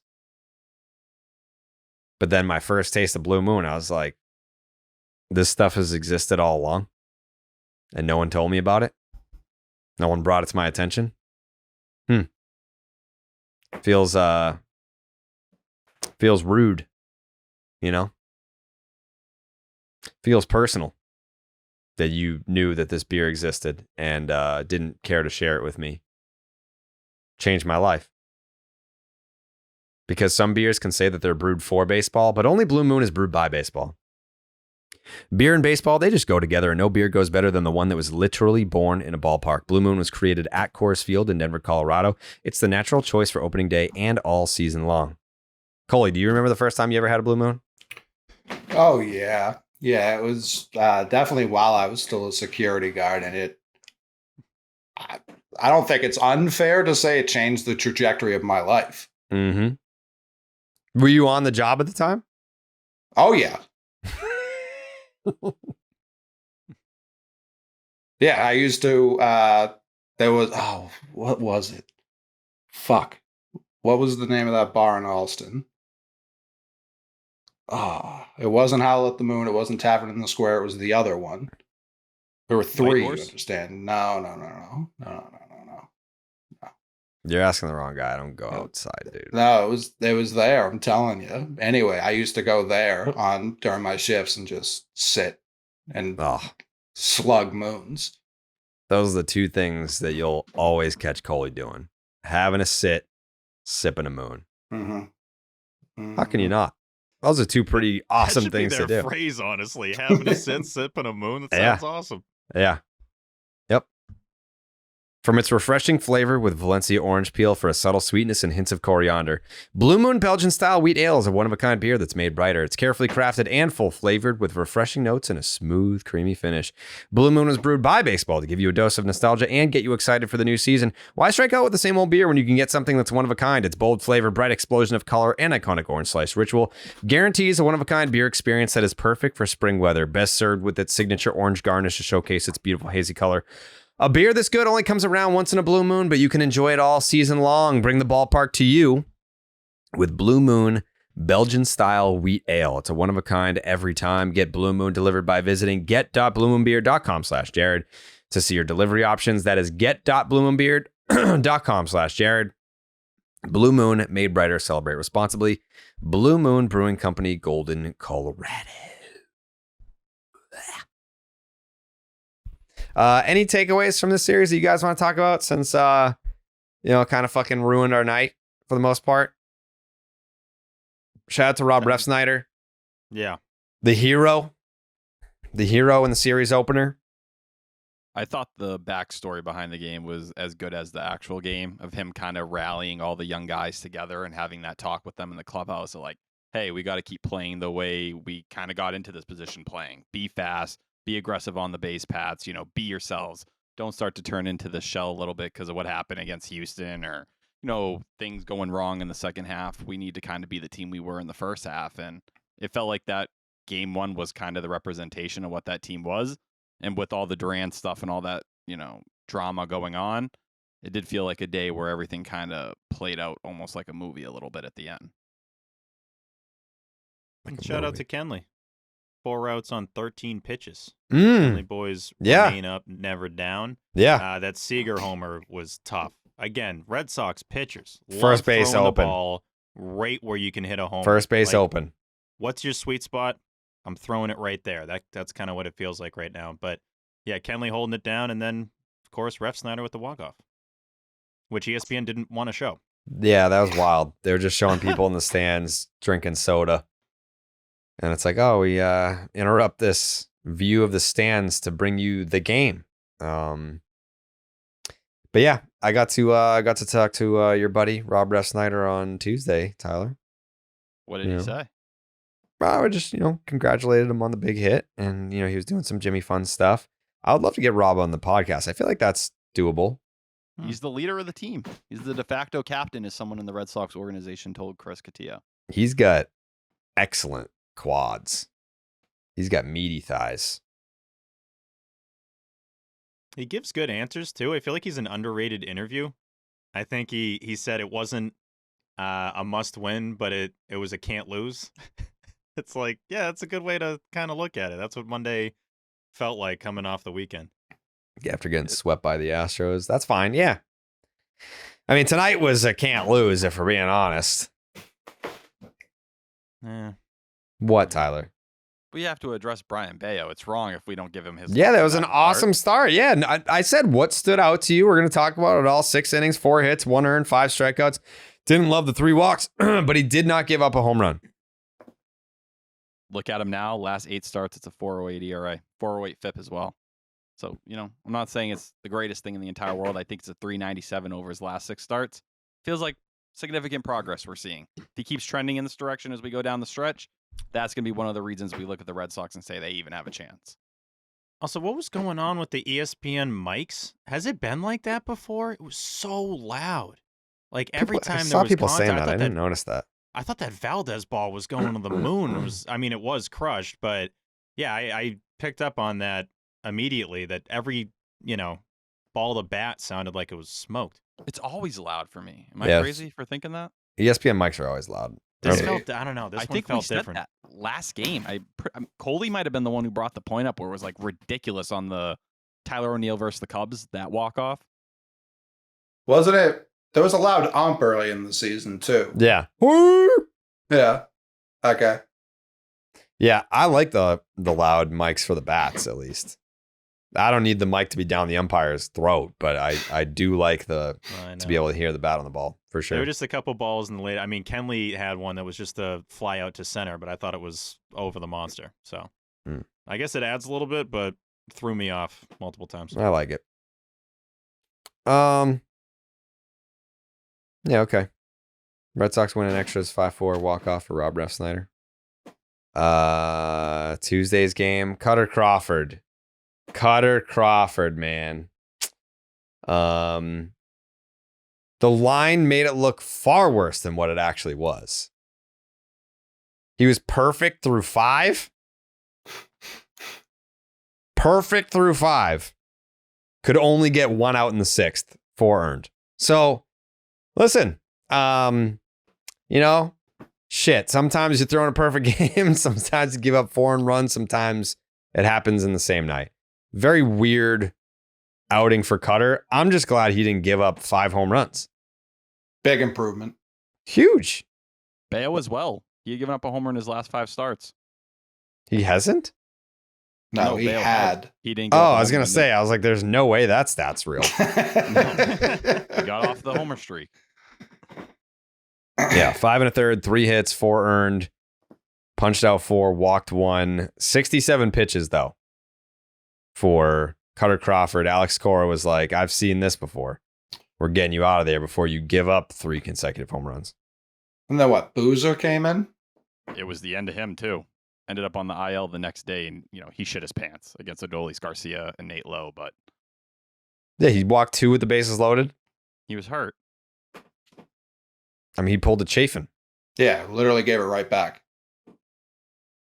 Chafin walking 4 guys without recording an out is incredible. I understand 2 were intentional, but I don't think I've ever seen 0.0 innings pitched 4 walks. And the Connor Juan wasn't even planned intentional until he threw a wild pitch. Yeah, Then he was like, fuck it, let's put him on. Yeah. He was all over the place. I think you guys mentioned it in tied in the 8th, but I don't know what Romy is doing swinging at that 3-0 pitch. Like, dude, Bro, he can't throw a strike and this ball's way outside. What are you doing? that was actually, you know what? We didn't even mention this at all when talking about the loss tonight. Not that it really mattered because you ended up losing. I guess it did matter. But Raffy not knowing how many fucking outs there were and getting doubled off at first base when that would have been a sac fly and a run scored if he Run did score. Oh, it did score. Yeah. Yeah. Okay, I was driving that back fucked up from Spear. That fucked up me. Like the broadcast didn't put it up until they came back because they cut to Bochy and Bochy was like, "Should we challenge it?" I was like, "You got the out, bud. There's nothing to challenge. You guys were already up." I thought for sure since it was a force play, it didn't matter when he crossed. Spear framed it. He said because it was an appeal. But to me, I always was under the belief as long as the run scores before the bag is tagged, doesn't that count? Like when I play thought MLB when that The happened Show, live, that was the case. I thought that was the case where it's like if he crosses home before you get that out, the run counts. And when that ball's in the air going to center field, and you see Raffy casually passing second, I'm like, what the hell is he doing? He definitely doesn't know how many outs there are. And I don't think is it Lau or Low? The low Lau guys always is it Lau? Low. Nathaniel Lowe. He didn't know. He definitely didn't know. Because he was pretty casual taking the throw and stepping on first base. I'm like, bro, you got to, for him, I'm glad he took his time, but I'm like, you got to step on first to get that out before Yoshida scores. No one really knew. OB didn't know what was going on. They were showing the replay, and he was like, why aren't we showing a Subaru commercial right now? So they weren't even commenting on it until they came back. Like, I think 15 minutes later, they were like, in case anyone's confused, I'm like, I think the booth was I think you guys are a little confused, but the second Yoshida scores, he barely scored in time. That whole play was bizarre. Very also strange. deserves love because that's the opposite of what Volpe did against the Red Sox, a month ago or whatever it was. Sure. Secondly, I thought Lou brought up a great point on the broadcast. During that at bat for Raffy, his shoulder, you can see it. It was eating at him and it was bothering him later in the game. Lou goes, I think his mind is just elsewhere. I think it's focused on the shoulder. He was still grimacing. I'm not saying it's an excuse or you get out of it or whatever it may be, but it did seem pretty interesting that he was at the plate kind of dealing with it, still feeling it at first. Then his mind slips and he fucks himself. And, oh, gee, that would be crazy. Raffy has a lot of layers of showing pain. Mm-hmm. Tonight was bad. Yeah, he was like keeled over at one wincing. point. Yeah, it wasn't great. There's one point where, and it's always funny because like Cora would never act this way with any other player, but I feel like he just knows Raffy so well, and it's like his kid where like you can be in pain and you're just like, yeah, well, just get out there and tough it out. Like he's not going to do that with a player that's been with him for like a season, but because their relationship goes back so many years, like Raffy was literally doubled over in pain, like trying to like stretch out and like was keeled over, and then they cut to Cora in the dugout and he's just like biting his fingernails. He's like checking his nails. He's like, whatever, dude. That wasn't how I read that at all. Like, I'm not saying he was feeling great out there, but I thought he was upset he didn't make the play. I think the at bat is what you're talking about, right? Where he was in pain. No, he was in pain kind of all field. night. He was in pain all night. And doing Jared, stuff. you're talking about in the field, right? He was in the field, yeah. Yeah, the Luis Garcia inning. Field, he was pissed. He kind of messed the play up. Yeah, he had he had 3 grounders hit at him in a row, and he made incredible He plays with his glove on the first 2. And The then, second after the one where he didn't get the out at first is when he was bent over and not in the huddle when Bailey came out to be like, hey, fuck face, can you get an out? Yeah. He couldn't. Yeah. There's a lot of times like that where I'm so excited for when he's going to be a DH. It's going to happen at some point, and we're going to be able to just enjoy every part of Raffy's game, which is just hitting. Like that's what he's here to do. And I mean, he makes the stop, and I know errors-wise and defensive metrics and all that, he's still one of the worst third basemen in the league. But he doesn't mess stuff up too often. It's just the little things like that where it's like you got to know the guy going to first. You can get that out. That out's big. This stuff happens pretty regularly with Raffy. I'm not going to crap on the guy. No, I'm not. That's the thing. I never like crapping on him. I'm just excited for when he can be a full-time hitter. Yeah. I'd like to apologize. To all of us for Luis Garcia. That's out there. In the second game, my Connor Wong tweet was a rough moment. Oh, for Tyler yeah. Milliken. I didn't realize 2 runs had scored on the Ralph Snyder hit. And I was cutting video, and I got caught in between, and I did tweet the grand slam, and You did. I want to acknowledge it, and if I need to be suspended, I'm willing to embrace it. No, it's fine. Thank you. Your punishment was looking like an idiot online. That's you don't was need to bad. take a suspension. That's for that. crazy. Yeah, it was very dumb. How do we feel about Lucas Sims so far? I'm rather pleased. Yeah, it's been good. What the fuck? What's your reaction, Tyler? What? Did we not have this conversation last podcast, and I felt like I was on an island when I was like, oh, no, I feel like everyone grouping Lucas Sims and Luis Garcia into this kind of conversation and just sucking together. No, I'm Lucas very Sims was pro great the Lucas first 3 Sims. Outings. Yeah, I'm pro Lucas Sims. I've What never happened in the Houston game? I was doing a B-Day dinner. What happened there? He got destroyed in that game. It says That was 4 bad. earned, like 1 out. That was the really bad outing. I'm seeing 4 earned here. Dude, Is that literally, I was looking at this game like I'm seeing here 4 earned, 1 out, and a bomb. What happened there? No, Altuve. it was awful. Just awful. Like Altuve, he throws a first pitch fastball to Altuve. Altuve's like, I'll never swing at that pitch.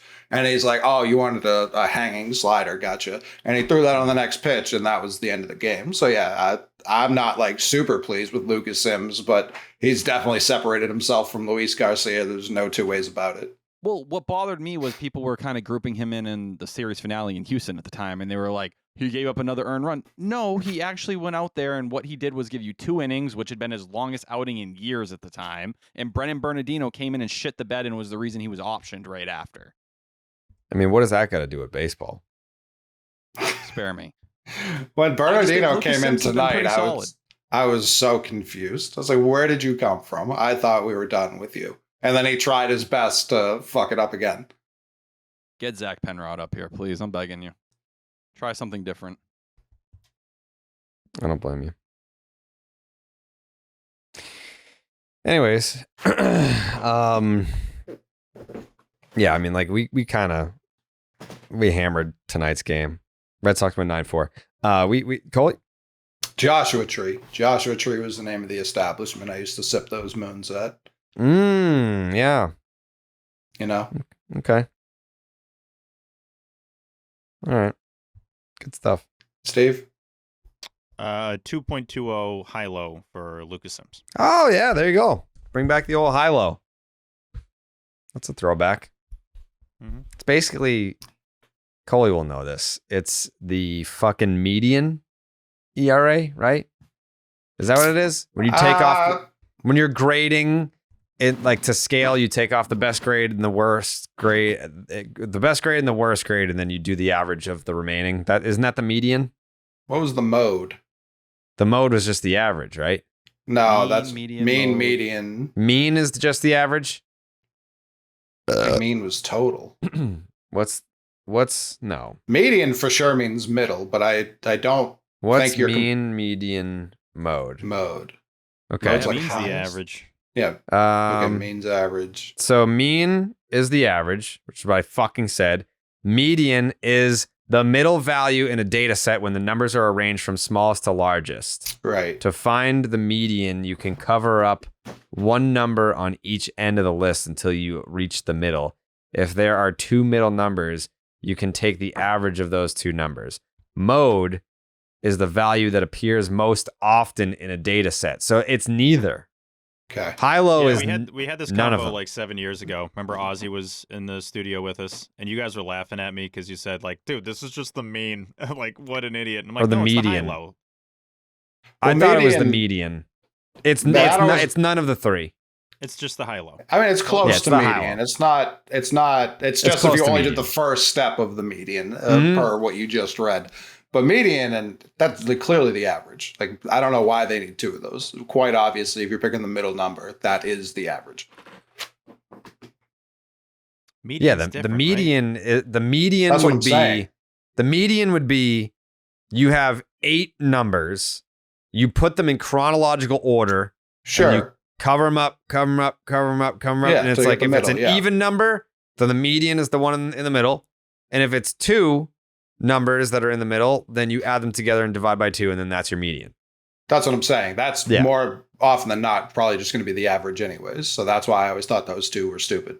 Could be, unless it's like 1, 2, 3, 4, 5, 78, 76. Sure. 150. But then who gives a fuck? If the numbers are that wild, the median's not helping you at all. Median is dumb. Super dumb. Median's very stupid. I don't know why you would need it. I always thought it was dumb. Yeah. And the mode, who cares? The mode is a trivia question. Like, oh, how many times does 7 appear in the data set? Well, who fucking cares? Yeah, it's like a highlights puzzle when you're sitting at the doctor's office when you're sick and 6. Right. Like the high-low means something. Definitely. Mm-hmm. The high and the mean probably talk to each other like, we're the only ones that really got value here. Yeah. Like, look at median and mode over there. Those losers. Yeah, those fucking idiots. Yeah. But that's how you do high-low, right? You get rid of the worst outing and the best outing. Yeah. And then it's the ERA from those outings. Mm-hmm. That means something to me, man. Means something. Folks. Yeah. The high-low has helped me win many an argument that I was losing. You know? It's like, I mean, how many times have I been like, he's great if you just take out that one time he was bad? You know? Who was, when you were doing NBC Sports Boston, was it Porcello? You were like, listen, since April 13th, he's been the best pitcher in baseball. I do that all the time. Like, why you were, but he was like the first one where you were making it. Well, it was also David Price. Anytime that like, right. If I could manipulate numbers to make David Price look good, I did it every single time. And I don't regret any of it. Some of my best television appearances were just fighting for my life against Felger, using statistics that he didn't understand. It was just like Felger was trying to box and I was doing Brazilian jiu-jitsu. He was like, I don't know how to defend this. So that's how I won. That's how I won a lot. And then the year that you're talking about, Coley, when I was defending Rick Porcello and Felger was shitting all over him, that's the year he went on to win the Cy Young Award. So I threw the knockout punch in a big, big way that year. Take that, Verlander. I was trying to find my favorite clip of Which Jerry one? Carabo. I think you know which one I'm talking about. We're talking about TV here. I don't. Teddy. I was going to say, it's got to be Betty Teddy B. Button. Betty Teddy. This makes me laugh every time. Where is Lay it down, wear the crown. Lay it down, wear the crown. I will find her right now. I found it. I'll text you. No, I got it. I know keyword. My brain just remembers keywords and things that I've tweeted before, so it's just super easy to find shit after that. Yeah. Yeah.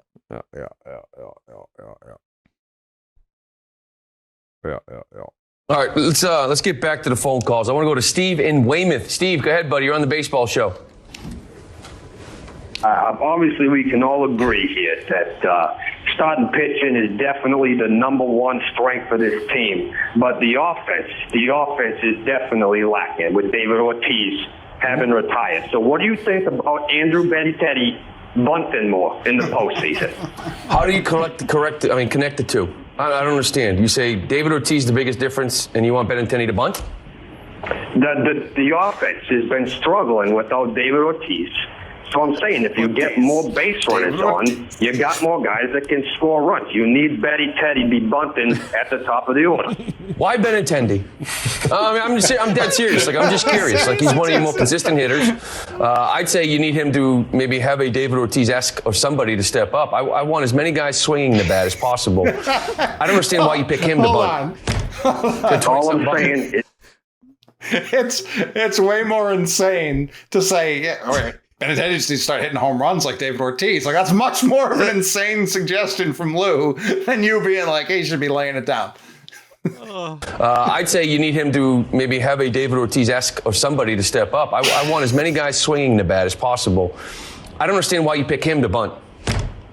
All I'm saying is you need more base runners, Lou. I tell you once, I tell you 1,000 times. Also, Tim Britton, I think you do a great job, but that Carabas guy is much more handsome than you. Yeah, that hurts. I mean, that hurts. I'm glad we got that opinion from the guy who still wants bunting in baseball. Tim Britton was definitely actually mad there. How long does it take them to realize? Is that the end of the clip? No, it's not the end of the clip. I had to fucking tell them that it was me. Right. It's Jared. What's up, guys? Who's this?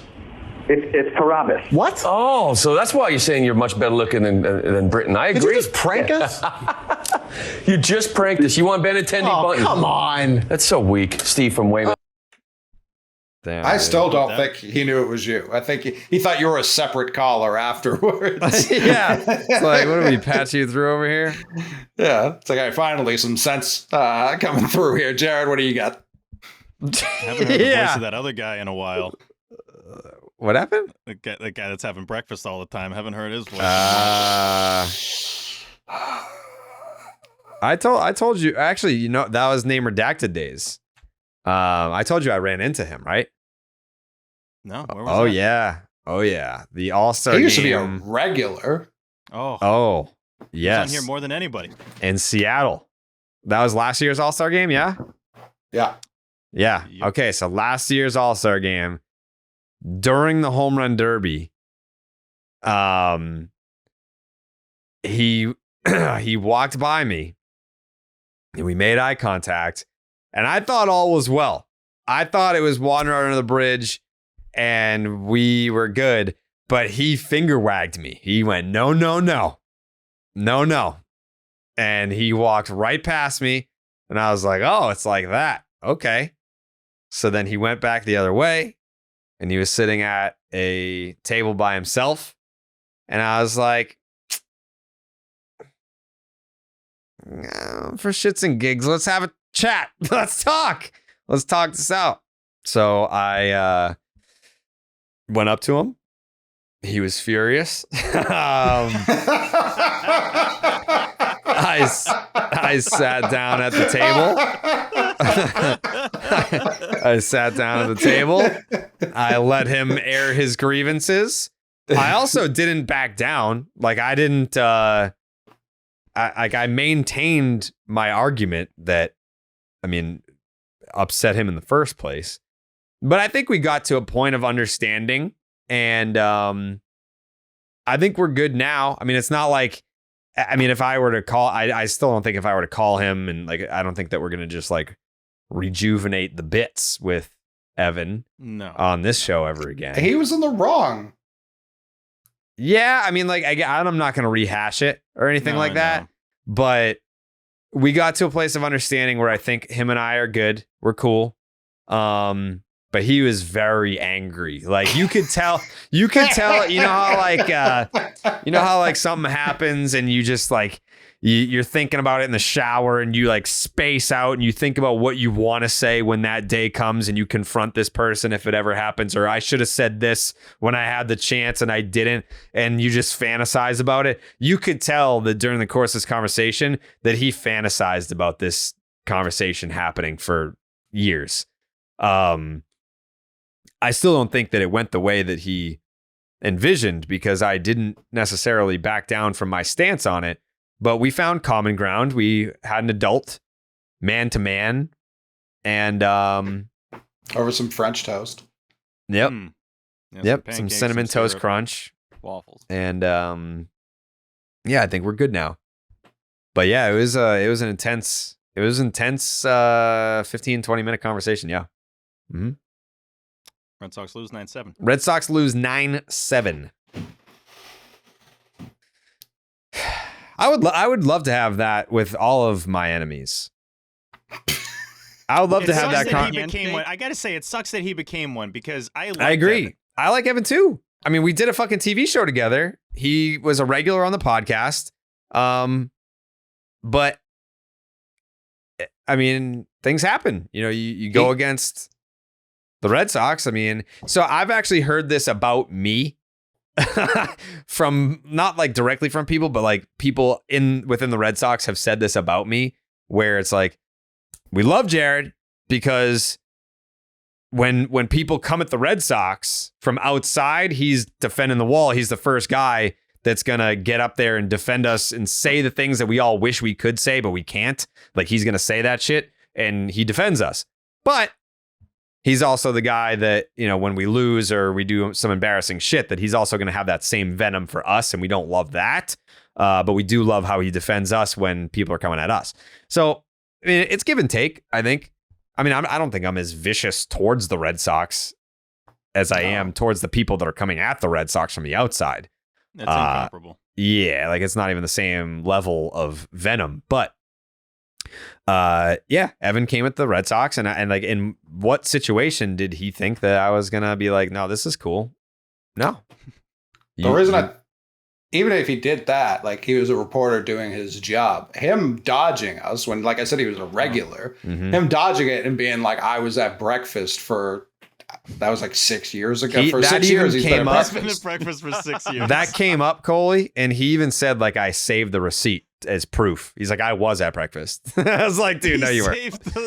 Yeah, he's like, I still have the receipt. I was like, I can prove that I was at breakfast. But he's still there, is my point. Like, he could have been like, I'll call you next episode. Like, he was just radio silent after that. That was his fault. Yeah, never talked to him on the phone again. I mean, that, like, because if we had just spoke, I don't think it carried on like it would have carried on like it did. No. Like, then he became a punching bag. No. But yeah, it is what it is. I mean, I feel like in most cases with my enemies, they were in the wrong every single time. Like, maybe one time, like, it was my fault. Like, if I have beef with someone, it's my fault as far as I can think of. One time where I was like, yeah, my bad, like, I fucked up here. But outside of that, it's all just people firing the first shot and being completely in the wrong. So having like, I love the confrontational sit downs where I just know that I hold all the cards. And that's kind of what happened there with Evan. But I mean, we started off this episode talking about another guy who just liked a section at Fenway, and I don't know that he did anything. I don't know that he did anything wrong. No, Coley. No. Like, that guy, I didn't even know he existed. The only reason why I knew he existed is because he's such a fucking asshole all the time. He's been talking shit for years. Oh my God. Like he's got all these, like, snarky. And the Section 10 girls loved when I used this word. I only used it in the heat of the moment. I'm not going to use it here. But I used the hard C. I was like, he's a little blanky. God. You know, yeah, he's a little blanky. You know, so yeah, he brought that. I wouldn't even known who he was if he didn't start fucking yapping in my mentions. Fucking section dickhead. But yeah, I think in my older age now, I've avoided, for the most part, having enemies. Anything like that. No, I'd agree. It's been a while since I've had, like, a legit, like, Twitter beef. Do you remember what was his name? That dude in fucking Seattle? This was like early Section 10 days, where I had the report that, like, Veritech had interviewed with the Mariners for the manager job, and then some radio host in Seattle like, started shitting all over me, and we just went at it for days. I would wake up, check my phone, and then just start talking shit about this guy for a whole week. And then when the All-Star game was in Seattle, he fucking DM'd me and was like, hey, we'd love to have you on the show. And I was like, do you fucking remember who I am? I was like, I hate you, dude. I still hate you. Yeah. I think he just completely forgot. Like, I'm sure he argues with people online all the time for a living. So it was like 2017 compared to 2023 at the time, I guess. So he probably just was like, yeah, I totally forgot about that. But no, I was like, I hate you, and I will always hate you. But you know what I love? Is Mint Mobile. Of course. Yeah. You know when you discover a new binge-worthy show or a song that you bump on repeat and you have to share it with your friends so they can experience just how awesome it is? That's kind of what it feels like when you discover that Mint Mobile offers premium wireless for $15 a month when you purchase a 3-month plan. It's an awesome deal, and there's no way that you can keep it to yourself. Think about it. You know, someone like me, I've got all kinds of subscriptions, streaming. I'm watching wrestling. I got to get tickets. I got to get tickets for other people. I'm buying concert tickets for friends and family just because I'm a fucking nice guy. I don't have time. I don't have the money to be spending a ton of money as far as mobile devices go. Wireless plans. So $15 a month, that is exactly right up my alley. Friends don't let friends overpay for wireless. Say bye-bye to your overpriced wireless plan and switch to Mint Mobile. Mint Mobile is here to rescue you and your squad with premium wireless plans that are starting at $15 a month. All plans come with high-speed data and unlimited talk and text delivered on the nation's largest 5G network. Use your own phone with any Mint Mobile plan and bring your phone number along with all your existing contacts. Ditch overpriced wireless with Mint Mobile's deal and get 3 months of premium wireless service for just $15. To get this new customer offer and your new 3-month premium wireless plan for just $15 a month, go to mintmobile.com/section10. That's mintmobile.com/section10. Cut your wireless bill to $15 a month at Mint, MINT, mobile, MOBILE.com/section10. $45 upfront payment required, equivalent to $15 a month. New customers on first 3-month plan only. Speed slower above 40 gigabytes on unlimited plan. Additional taxes, fees, and restrictions apply. See Mint Mobile for details.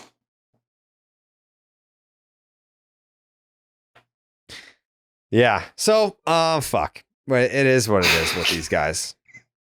Is it that time, maybe? Yeah, I think it's that time. It's time for fucking bed, Okay. honestly, yeah. Yep.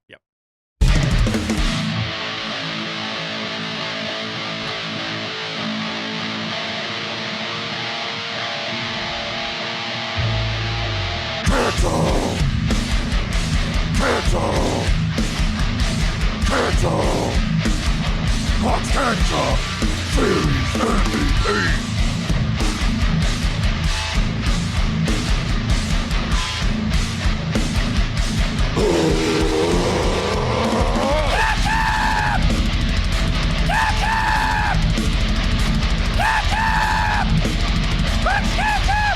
Series MVP.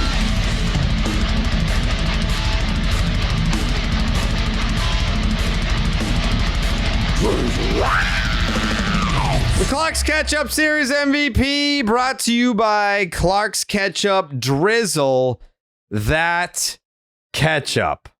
I got time tonight. I mean, I almost didn't even want to fucking submit a vote. Almost didn't even want to do it. But here we are, submitting votes. Steve? Yeah, not going to have a long description here. This is a guy that fully deserves this. It does suck that he doesn't get this sweep. He's getting it with the first 2 wins and a really tough loss in the finale. Real quick, though, packet for Colin, the Bat Boy.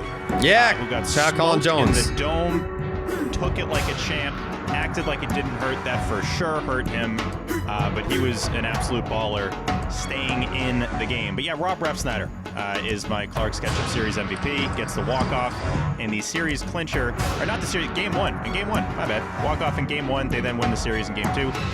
But you always trust Rob in those situations to do something good. Obviously, it's well documented how good he is against lefties. He is a professional ball player, and we all probably saw that walk-off coming once Mickey got the bases loaded. Steal of a contract, getting his production for $1.8 million, and I'm sure he will likely be back next year on the team option. Rob Refsnyder, Clark's Ketchup Series MVP. Tyler? Yeah, Rob Refsnyder as well. You know, as Steve just mentioned, what he did in the first game, the second game, the 2-run single to make it 3-0 at the time. But I think more importantly, the stuff he did before the first game in the clubhouse, speaking to the younger players, trying to get them all on the same page, led to 2 wins in a row before what happened tonight. But I think the Red Sox needed a kind of rallying call after all the Durant stuff. He was the guy who has filled that role this year with Justin Turner gone. Doesn't get enough credit for it, so I'm happy to give it to him. And I'll also give a packet to Willie Abreu, went deep. Connor Wong went deep, and Nick Sogard, despite him going down today. Sack fly in the first game, 2-run single in the second game. They made a really heads-up play going to third base when Dom Smith was coming home, because he would have been out by a mile in that second game. Instead, he sacrificed himself, but it let the run score. Call it. I don't like Tyler questioning Dom Smith's wheels. The fastest man alive. I would vote for Rob because he deserves it. But my official vote after the loss tonight is I'm abstaining. I will not vote. That's allowed? Wow. What? It's a democracy. That's how bad the loss is. I abstain. Wow. Wow. I rarely disagree with Coley. I don't know about this one. Wow. Jake? Yeah, I'm with Coley too. Wow. What is going on? Wait, I'm not going to abstain. Instead of giving it to Rob, I'm just going to give it to Mayor Wu. Mayor Wu.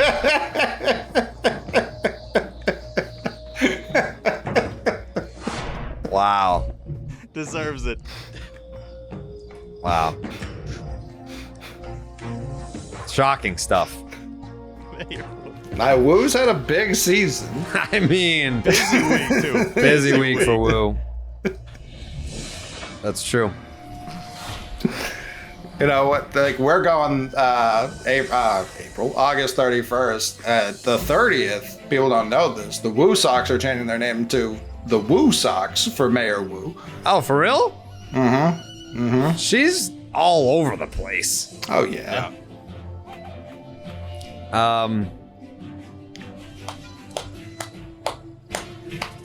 Man, this is a tough vote because this series sucked ass.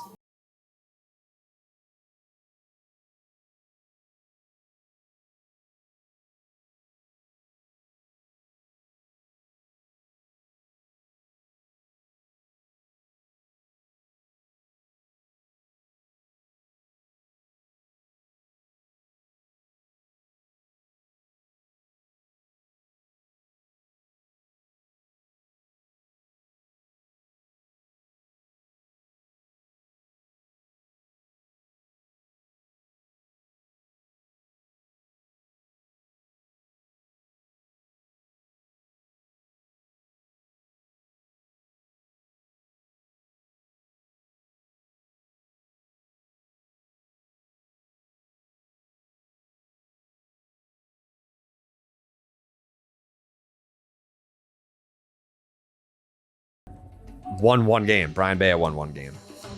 Which one? Yeah, which Russ Snyder was huge in game 2. Yeah, he was big in both wins. Brian Bello to me was bigger. So my vote is for Brian Bello. To the panel we go. I'm gonna fly through these. Tom Caron, Ref Snyder. Kevin Youkilis, Ref Snyder. Jemai Webster. Willie Abreu. Dave O'Brien. I guess Ref Snyder. That is the correct way to word it after the finale. Yeah. Great call on the Connor Wong homer by him. Yeah, big time. Yeah. Lou Merlone. I'm going Ref Snyder. Walk off in a huge hit last night to make it 3-0.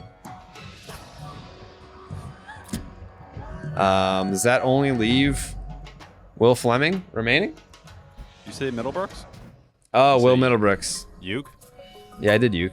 Will Middlebrooks is also Rob Ref Snyder. Nice. Birthday's on Section 10 Day. Yeah. All right. Will Fleming, the closer. There he is. Fuck that, fellas. Seriously, fuck that. No other way to say it. We love drizzling. they win the series. I'm not going to sugarcoat this thing. The bullpen has got to stop blowing leads. Yeah. It's been happening since the All-Star break and even before. The problem is that we had a lot of fun stories in this series, and it's obvious who the MVP is. Mickey Gasper makes a very cool debut. Kenley Jansen, a 4-out save. Romy, my motherfucking homie, keeps getting big hits. Starting pitching was much better. And I think, this is a different Clark's Ketchup MVP vote because I think he would have won it alone for what he did on Monday night on the heels of one of the hardest days and one of the most confusing days of the entire season for a group that's been just sort of filled with positivity. A guy who leads the clubhouse, and then he hits another friggin' big hit the next night. Like, I wish that this could be a more joyous drizzle. It's not. The bullpen needs to be better. This team starts tomorrow in Baltimore. Time to get it going. If they're going to do what they want to do, a big part of it, I think, is this week's Clark's Ketchup Series MVP. And that is, of course, Rob motherfucking Refsnyder. Correct. It does suck because, they should have swept. Should have been a sweep. Rob Refsnyder is the correct pick. Congratulations to Rob. Should have been a sweep. He joins the one MVP club, and he is met by Masataka Yoshida, Dom Smith, Tristan Casas, Zach Kelly, and the Nationals. The Nationals won? Mm-hmm. Oh. They were So hilariously bad that whole series. I don't think they made a single right call that entire series. So bad. All right, yeah. If you want to go see the Red Sox in Baltimore, it's a 4-game series. Game Time is an authorized ticket marketplace in Major League Baseball, which makes getting tickets faster and easier. Prices on the Game Time app actually go down closer to first pitch with killer last-minute deals, all-in prices, views from your seat, the lowest price guarantee. Game Time takes the guesswork out of buying MLB tickets. It's also, I would say that tickets for games at Fenway Park are going to be more scarce as we get closer to September. The season's winding down.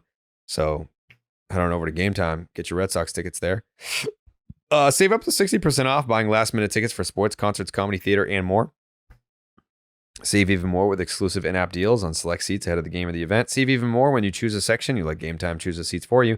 All-in pricing, toggling this feature shows a total upfront with no surprise fees at checkout. Get a panoramic view from your seat in the app before you buy. The lowest price guarantee or Game Time will credit you 110% of the difference. The Game Time ticket coverage, your ticket purchase is covered with the most flexible customer service policy in the ticketing industry today. Take the guesswork out of buying MLB tickets with Game Time. Download the Game Time app, create an account, use the promo code SECTION10 for $20 off your first purchase. Terms apply.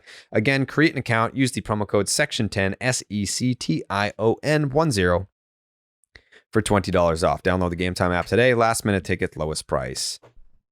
Guaranteed. Okay. The Stop and Shop look ahead. Brought to you by Stop and Shop. Head on down to Stop and Shop right now. Use the promo code SECTION10 to get 10 cents off each tangerine when you buy at least 5 pounds of tangerines. Only at Stop and Shop. We don't know who's going to start on Friday, right? Coop. He's back. Feeling right. Yes, he'll be eligible to come off the COVID IL that day, but he threw his bullpen and apparently it went pretty good. Well, that's good. It is Nick Pivetta versus Zach Eflin. It is Cooper Criswell versus Corbin Burns. Brian Bello versus Albert Suarez. And Kutter Crawford versus Trevor Rogers. Zach Eflin. 8-7 and 3.83 ERA, 115 WHIP, 7.9 strikeouts per 9.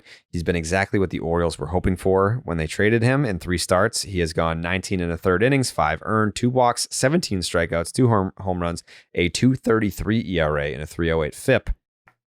That's big time for him. Eflin has gone at least 6 in all 3 starts, and the Orioles have won all 3 games that he's pitched. He has faced the Red Sox this year. That was with Tampa. 5 innings, 6 hits, 3 earned runs, did not walk anyone, 2 strikeouts, gave up a home run, got the win. The Orioles have had him use his changeup way more. He exclusively throws it to right-handed hitters. His cutter has been insane for the Orioles. Hitters are 0 for 12 with 5 strikeouts against it. Corbin Burns, 12-4. A 2.71 ERA, 105 WHIP, and an 8.2 strikeouts per nine. He's dropped at least 1 K per 9 in 4 straight seasons. That's very interesting. 12.6 in 2021, 10.8 in 22, 9.3 in 23, and 8.2 this year. He has his second lowest walks per 9 of his career and only 2 hit by pitches, which is the lowest ever in a full season. His lowest ever in a full season. He's dominated the Red Sox this year. 2 starts, 14 innings, 5 hits, 2 runs, only 1 earned, 11 strikeouts. On the bright side, both of those games were before June, so maybe he forgot how to pitch against the Red Sox. We don't know. Tyler O'Neill has the home run against him, so that doesn't help us at all. He's struggled a little bit over his last 4 starts. 25 innings, 21 hits, 12 earned. That's a 4.32 ERA. The Orioles are 17-7 when he pitches, and they've won 5 straight. Albert Suarez, 5-4. A 3.39 ERA, a 1.30 WHIP, and a 7.2 strikeouts per 9. Suarez pitched in parts of 2 seasons with the Giants in 16 and 17. This is his first time in the MLB since then, which is fucking crazy. Has 16 starts in 8 games as a reliever this year. He's 4-4 with a 3.43 ERA as a starter. We're catching him at the wrong time. He's gone 9 2/3, 6 hits, shutout, 3 walks, 11 strikeouts over his last 2 games against the Blue Jays and Rays. At 34, he is throwing 1.5 mile per hour harder than he did at 27. The Orioles are 8-8 in games that he starts. Kutter Crawford, actually, you know what? We'll just go with the Orioles, guys. Trevor Rogers is 2-11 with a 4.89 ERA and a 1.57 WHIP. So he has made 2 starts with the Orioles. 9 1/3, 13 hits, 7 earned, 5 walks, 5 strikeouts, and 1 bomb. The Orioles had his 4-seam as his number 1 pitch and his sinker as his number 2 pitch. Yeah, he sucks right now. His sinker, 4.55, 7.27 slug. Very bad. So that is Nick Pivetta versus Zach Eflin. That is Cooper Criswell versus Corbin Burns. That's Brian Bello versus Albert Suarez. That's Kutter Crawford versus Trevor Rogers. Prediction time, Steven. Yeah, the Orioles are 13-12 since the break. The Red Sox have only won 1 of their last 7 series in Baltimore, a place where they used to feast on the O's. Has obviously not been the case the last 3 years. The Sox now have 10 straight games against division-leading or playoff teams. That's followed by 14 straight games versus non-playoff teams. Another fun fact here, guys. Those 14 games during that stretch, the Royals are playing only playoff teams in that stretch. So a very important 10-game stretch coming up here. Hopefully they can stay within that 1 to 2 game range, which the Red Sox have basically done for the last month, being a game or 2 behind the Kansas City Royals.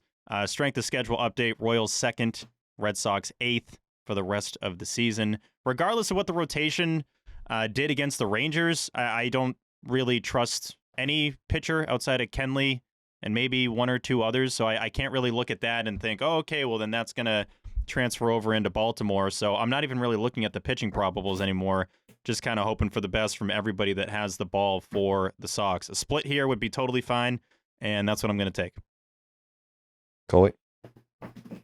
Yeah, I'm looking at his stats, and since Steve just brought it up, the Royals are, per Lamar_Matt, 54-55 against teams that aren't the White Sox this year. I know we're not playing the Royals, but it's just interesting. I assume of those 14 games, none of those playoff teams are the White Sox. So, just something to keep in mind. This is a 4-game series, yes? Mm-hmm. Yeah, classic split. Oh, Benny's banana split. It's been a while since the last Benny's. Yeah. Yeah. T-Dog? Yeah, so Nick Pivetta coming back. Obviously, he got his last start skipped. We'll see if the velocity's where it needs to be. Last time he was out there, his fastball was down 2.2 miles per hour. So I think we're going to get a pretty quick tell on whether Nick Pivetta is going to be something they can lean on in the final 6 weeks of the season or not. Because if he isn't, we know what the state of this entire pitching staff right now. That would be a major blow. He's pitched well against the Orioles in his career, a 3.31 ERA in 10 appearances as a member of the Red Sox against the Orioles. Moving down the line, Cooper Criswell, worst start of the season, came against the Orioles earlier this year, 7 earned run given up back on May 27th in 4 innings of work. Brian Bello has 2 starts against them this year, one pretty solid, the other not so great. But I do think we're seeing Brian Bello kind of turning a corner here down the stretch run. And then lastly, Kutter Crawford, never been good against the Orioles, career 6 ERA against them. With his homer problems, maybe it helps in a ballpark like Camden to left field, but it makes me feel even worse about right field when you got Gunnar Henderson and Anthony Santander out there. So give me a split. I'll take Nick Pivetta winning the first game, and I'll take Brian Bello winning the third game. But the Red Sox against the Orioles this year, 1-5. I'm very nervous about this series. Jake? I should have done it on Sunday night. I fucked up, but coming off the worst loss of the season, got to go reverse sweep here. Need all 4 in Baltimore. Wow. Okay. We are not fucking around here, apparently. I think I got to go Benny's here. Mm-hmm. I think I'm going to go Benny's banana split. Do I feel like it's going to be that? No. I think it's going to, I feel worse than that coming off this loss, but that's why I need to go Benny's banana split because the Red Sox won that series. I know it doesn't feel like it, but they did. Won I think 4 we out just of their last 5 series. Dude, yeah, has it ever felt less like the Red Sox have won 4 out of 5 series than right now? No chance. no chance. No. And it's because 2 of those, like we haven't experienced a series win finale loss since April. And then we just got 2 of those in a row or 2 out of the last 3. 2 out of 3. Yeah. 2 of the last 3, they got swept last over the weekend. Yeah. 2 out That's of the why last it feels worse. It's not that they've won 4 of their last 5. It's the one that they lost. They didn't win a single game. Yeah. So the last 3 series, the Red Sox have won 2 of them, but they lost the finale in both and got swept in the middle. This is kind of bold, but like when you don't win a game in a series, it sucks. Yeah. Also, I mean, it sucks when you win the series but lose the finale. So it's been like almost the feeling's kind of similar. It sounds stupid. The feeling's kind of similar when you win a series and lose the finale and when you get swept. It's like a similar this blows. Yeah. I think for us, it feels worse because we have to immediately come talk about it, whereas other fans, like I'm not saying they're pumped, but they don't have to immediately relive everything and be like, who gives a fuck about the wins? Because even the wins, like Bello didn't get a win for that game. That game went to extras. 2 of these games went to extras. And the middle game was close until it wasn't. Like people were like, oh, you burned Kenley. Kenley came into a much closer game than that 9th inning was. So that, like that, we didn't like manhandle the Rangers. No. We had to scratch and claw to win a series. Which is kind of, I mean, your defense and pitching sucks. So that's going to be the case the rest of the way. Yeah. 6.82 ERA for the bullpen in the second half. Ugh.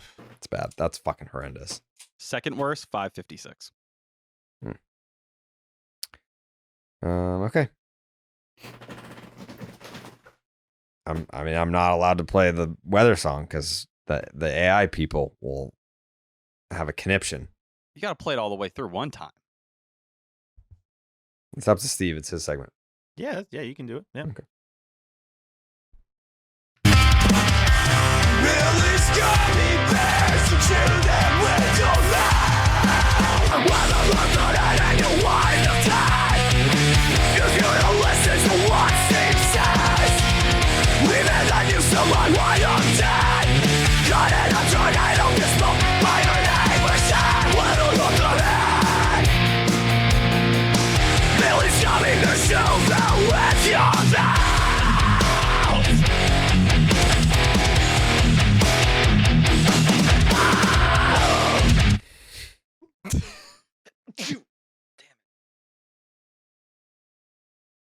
Why did I expect anything different? When you texted me a week ago, like, hey, really got some good theme songs coming up here for our top segments. I was like, Jerry, I have a feeling they're a certain genre. And And you said, no, don't worry. They're all different genres. So Yep. this one happens to be the genre I fully expected. That song Yeah, is great. Okay. Yeah. Yeah, can't wait to hear Dan sing it. Yeah. Did you hear? Exactly. Did you hear the lyrics? Which one? Did you hear the lyrics to the weather song? Did you make it out? That you just played? Yeah. I heard some of them. Yeah. I was trying very hard to hear them, but it's loud. It is loud. Yeah. Weather Look Ahead, brought to you by Billy's Gummy Bears. Chew them with your mouth. Game 1, Thursday, 6:35 Eastern, first pitch. That's an interesting start time there. Mostly sunny, 87 degrees, 2% chance of rain, 4-mile-an-hour winds. Game 2 is Friday night, 7:05 Eastern, first pitch. Mostly cloudy, 86 degrees, 10 away there. 0% chance of rain, 10-mile-an-hour winds. Saturday, not the best. 7:05 p.m. first pitch. Showers in the forecast. 58% chance of rain. That rain may go throughout the night. It's going to be 82 degrees. 10-mile-an-hour winds. Sunday series finale. Game 4 of the series. 1:35 p.m. first pitch. Scattered thunderstorms. Don't love that. 59% chance of rain. Another scenario where it may rain on and off throughout the day. Hopefully the showers are in the morning. 88 degrees. 6-mile-an-hour winds. It is going to be warm. It's going to be hot. And it's going to be potentially warm rainy. and hot? Warm, hot, and rainy for the majority of the series. And that will do it for your Weather Look Ahead, which is brought to you by Billy's Gummy Bears. Chew them with your mouth. All right. All right. Final thoughts? Anybody? Tyler? Thank you. So the big three down in Worcester, what? I'll step right in here. and take Thank you. that. Thank you very much. I'll go in the spot I always go every show. Yeah. But we had two of the big three debut with Worcester over the last 2 days. Roman Anthony broke onto the scene, 3 for 4 day in the first game, doubled in his first at bat, looked beautiful doing it. Did go 0 for 4 tonight, so look at it. He's 3 for 8 to start down there. Not the crap on the guy, 875 OPS. Kyle Teal walked once today, but doesn't have a hit over the first 2 games. He's 0 for 7. Tristan Casas should be coming up on the end of his rehab assignment. Hit a mammoth home run yesterday that absolutely went out of Polar Park. He's hitting 270 with a 900 OPS and 43 at bats down there. And then Vaughn Grissom yesterday hit his second homer since he's been down at AAA during this stint. Not saying it's the greatest numbers in the world, but he's hitting 258 with a 731 OPS. Slowly but surely, those numbers are starting to tick up. Does anyone really care at this point about him? Fair point. But who knows? The way injuries have gone, Nick Sogard going down, the conversation could always change. Colin? I mean, the Vaughn shot was cock city. Like, that was dead center. That was an absolute smoke bomb. Yordani Monegro twirled an absolute gem. Yeah, struts off the mound after every strikeout. Doesn't matter how many outs are left in the inning. He's going to strut. Love it. Need him on the 40 this winter. Can't lose that guy. Won't lose that guy. Yeah, really just the losses they've had, the regular team, they don't feel like a playoff team. Like the vibes couldn't be worse around the team after they felt so high so recently. They need something to happen. And I think Suarez is the guy to do it. He likes to fight. He likes to do something that can really cauterize this team. The fan favorite, according to Reese McGuire, is down in Worcester. Dumbest fucking quotes I've ever seen from someone. That was so unlikable. He was like, they had to get rid of someone. It was either going to be me or him. Like, what the fuck are you Couldn't believe it was me. Then shocked that no one claimed him. It's like, oh, and, to boot, nobody else wanted me. What does that tell you, Reese McGuire? We were all stunned. All of us. So funny. Just all another thought. People looking for Marcelo Meyer, why he wasn't playing. He took BP down there today. Still day-to-day, but they're working through some things between the hip. There's some glute soreness going on. But yeah, no update exactly when that debut is happening yet. Okay. Steven, anything? Yeah, shout out to the Harwich Mariners winning the Cape League Championship. Saw that the other day with my dad, went down to Bourne, and it was an interesting baseball thing I'd never experienced before. Since they don't have tarps on the Cape League, if it rains, they just like call the rest of the game. So everyone knew that rain was coming. It was like 15 minutes away, and it was the bottom of the 7th inning, and it was like, this is going to end the season on rain. Luckily, they snuck in the end of the game. Harwich holds on to a 4-3 win and clinches their 3rd title in the last 16 years. And I've gotten to see all those with my dad, which I'm super pumped about. Shout out to Steve Englert, the manager of the Harwich Mariners, who has been the manager for all 3 of those titles. Really good dude, really good baseball guy. He's a coach at BC. Section 10 sign auction update. Shout out to our guy Matt, who made that sign. I believe he also made the sign that Tyler broke. He did. This one, he did, yeah. It will not break because he made this one as well. He made this one as well. This one right yeah, he made that one as well. Yeah, and he made this one as well. The Eddie's Goat Milk. Yeah. So, yeah, Matt is the man. But the Section 10 listeners, incredible per usual. The auction's up to $405, and it's been on eBay for 1 day. It's going to be up there for 6 more days. So definitely check out the Section 10 podcast eBay page for that auction, and all proceeds will go right to the Jimmy Fund. So that is awesome that we're already up to $400+ 1 day in. Love that. Last thing for me. Donate to the Jimmy Fund. Text KCancer to 20222, and that'll donate $25. You can go to jimmyfund.org as well to donate. There's a phone number, but like, who does that? I don't know. I don't have it offhand. But to donate $25, text KCancer to 20222, or go to jimmyfund.org to donate. Also, one last plug for the Section 10 night at Fenway Park. It is September 9th. redsox.com/section 10. Get your tickets. You'll get a free jersey with a ticket purchase. And then the Woo Sox night is August 31st. It's a Saturday. So be there for that. Very excited. And we'll see you fucking Monday morning after this Benny's Banana Split. Okay, love you. Thanks for the support. We love you guys. Okay, love you. Bye. Buenas noches, amigos.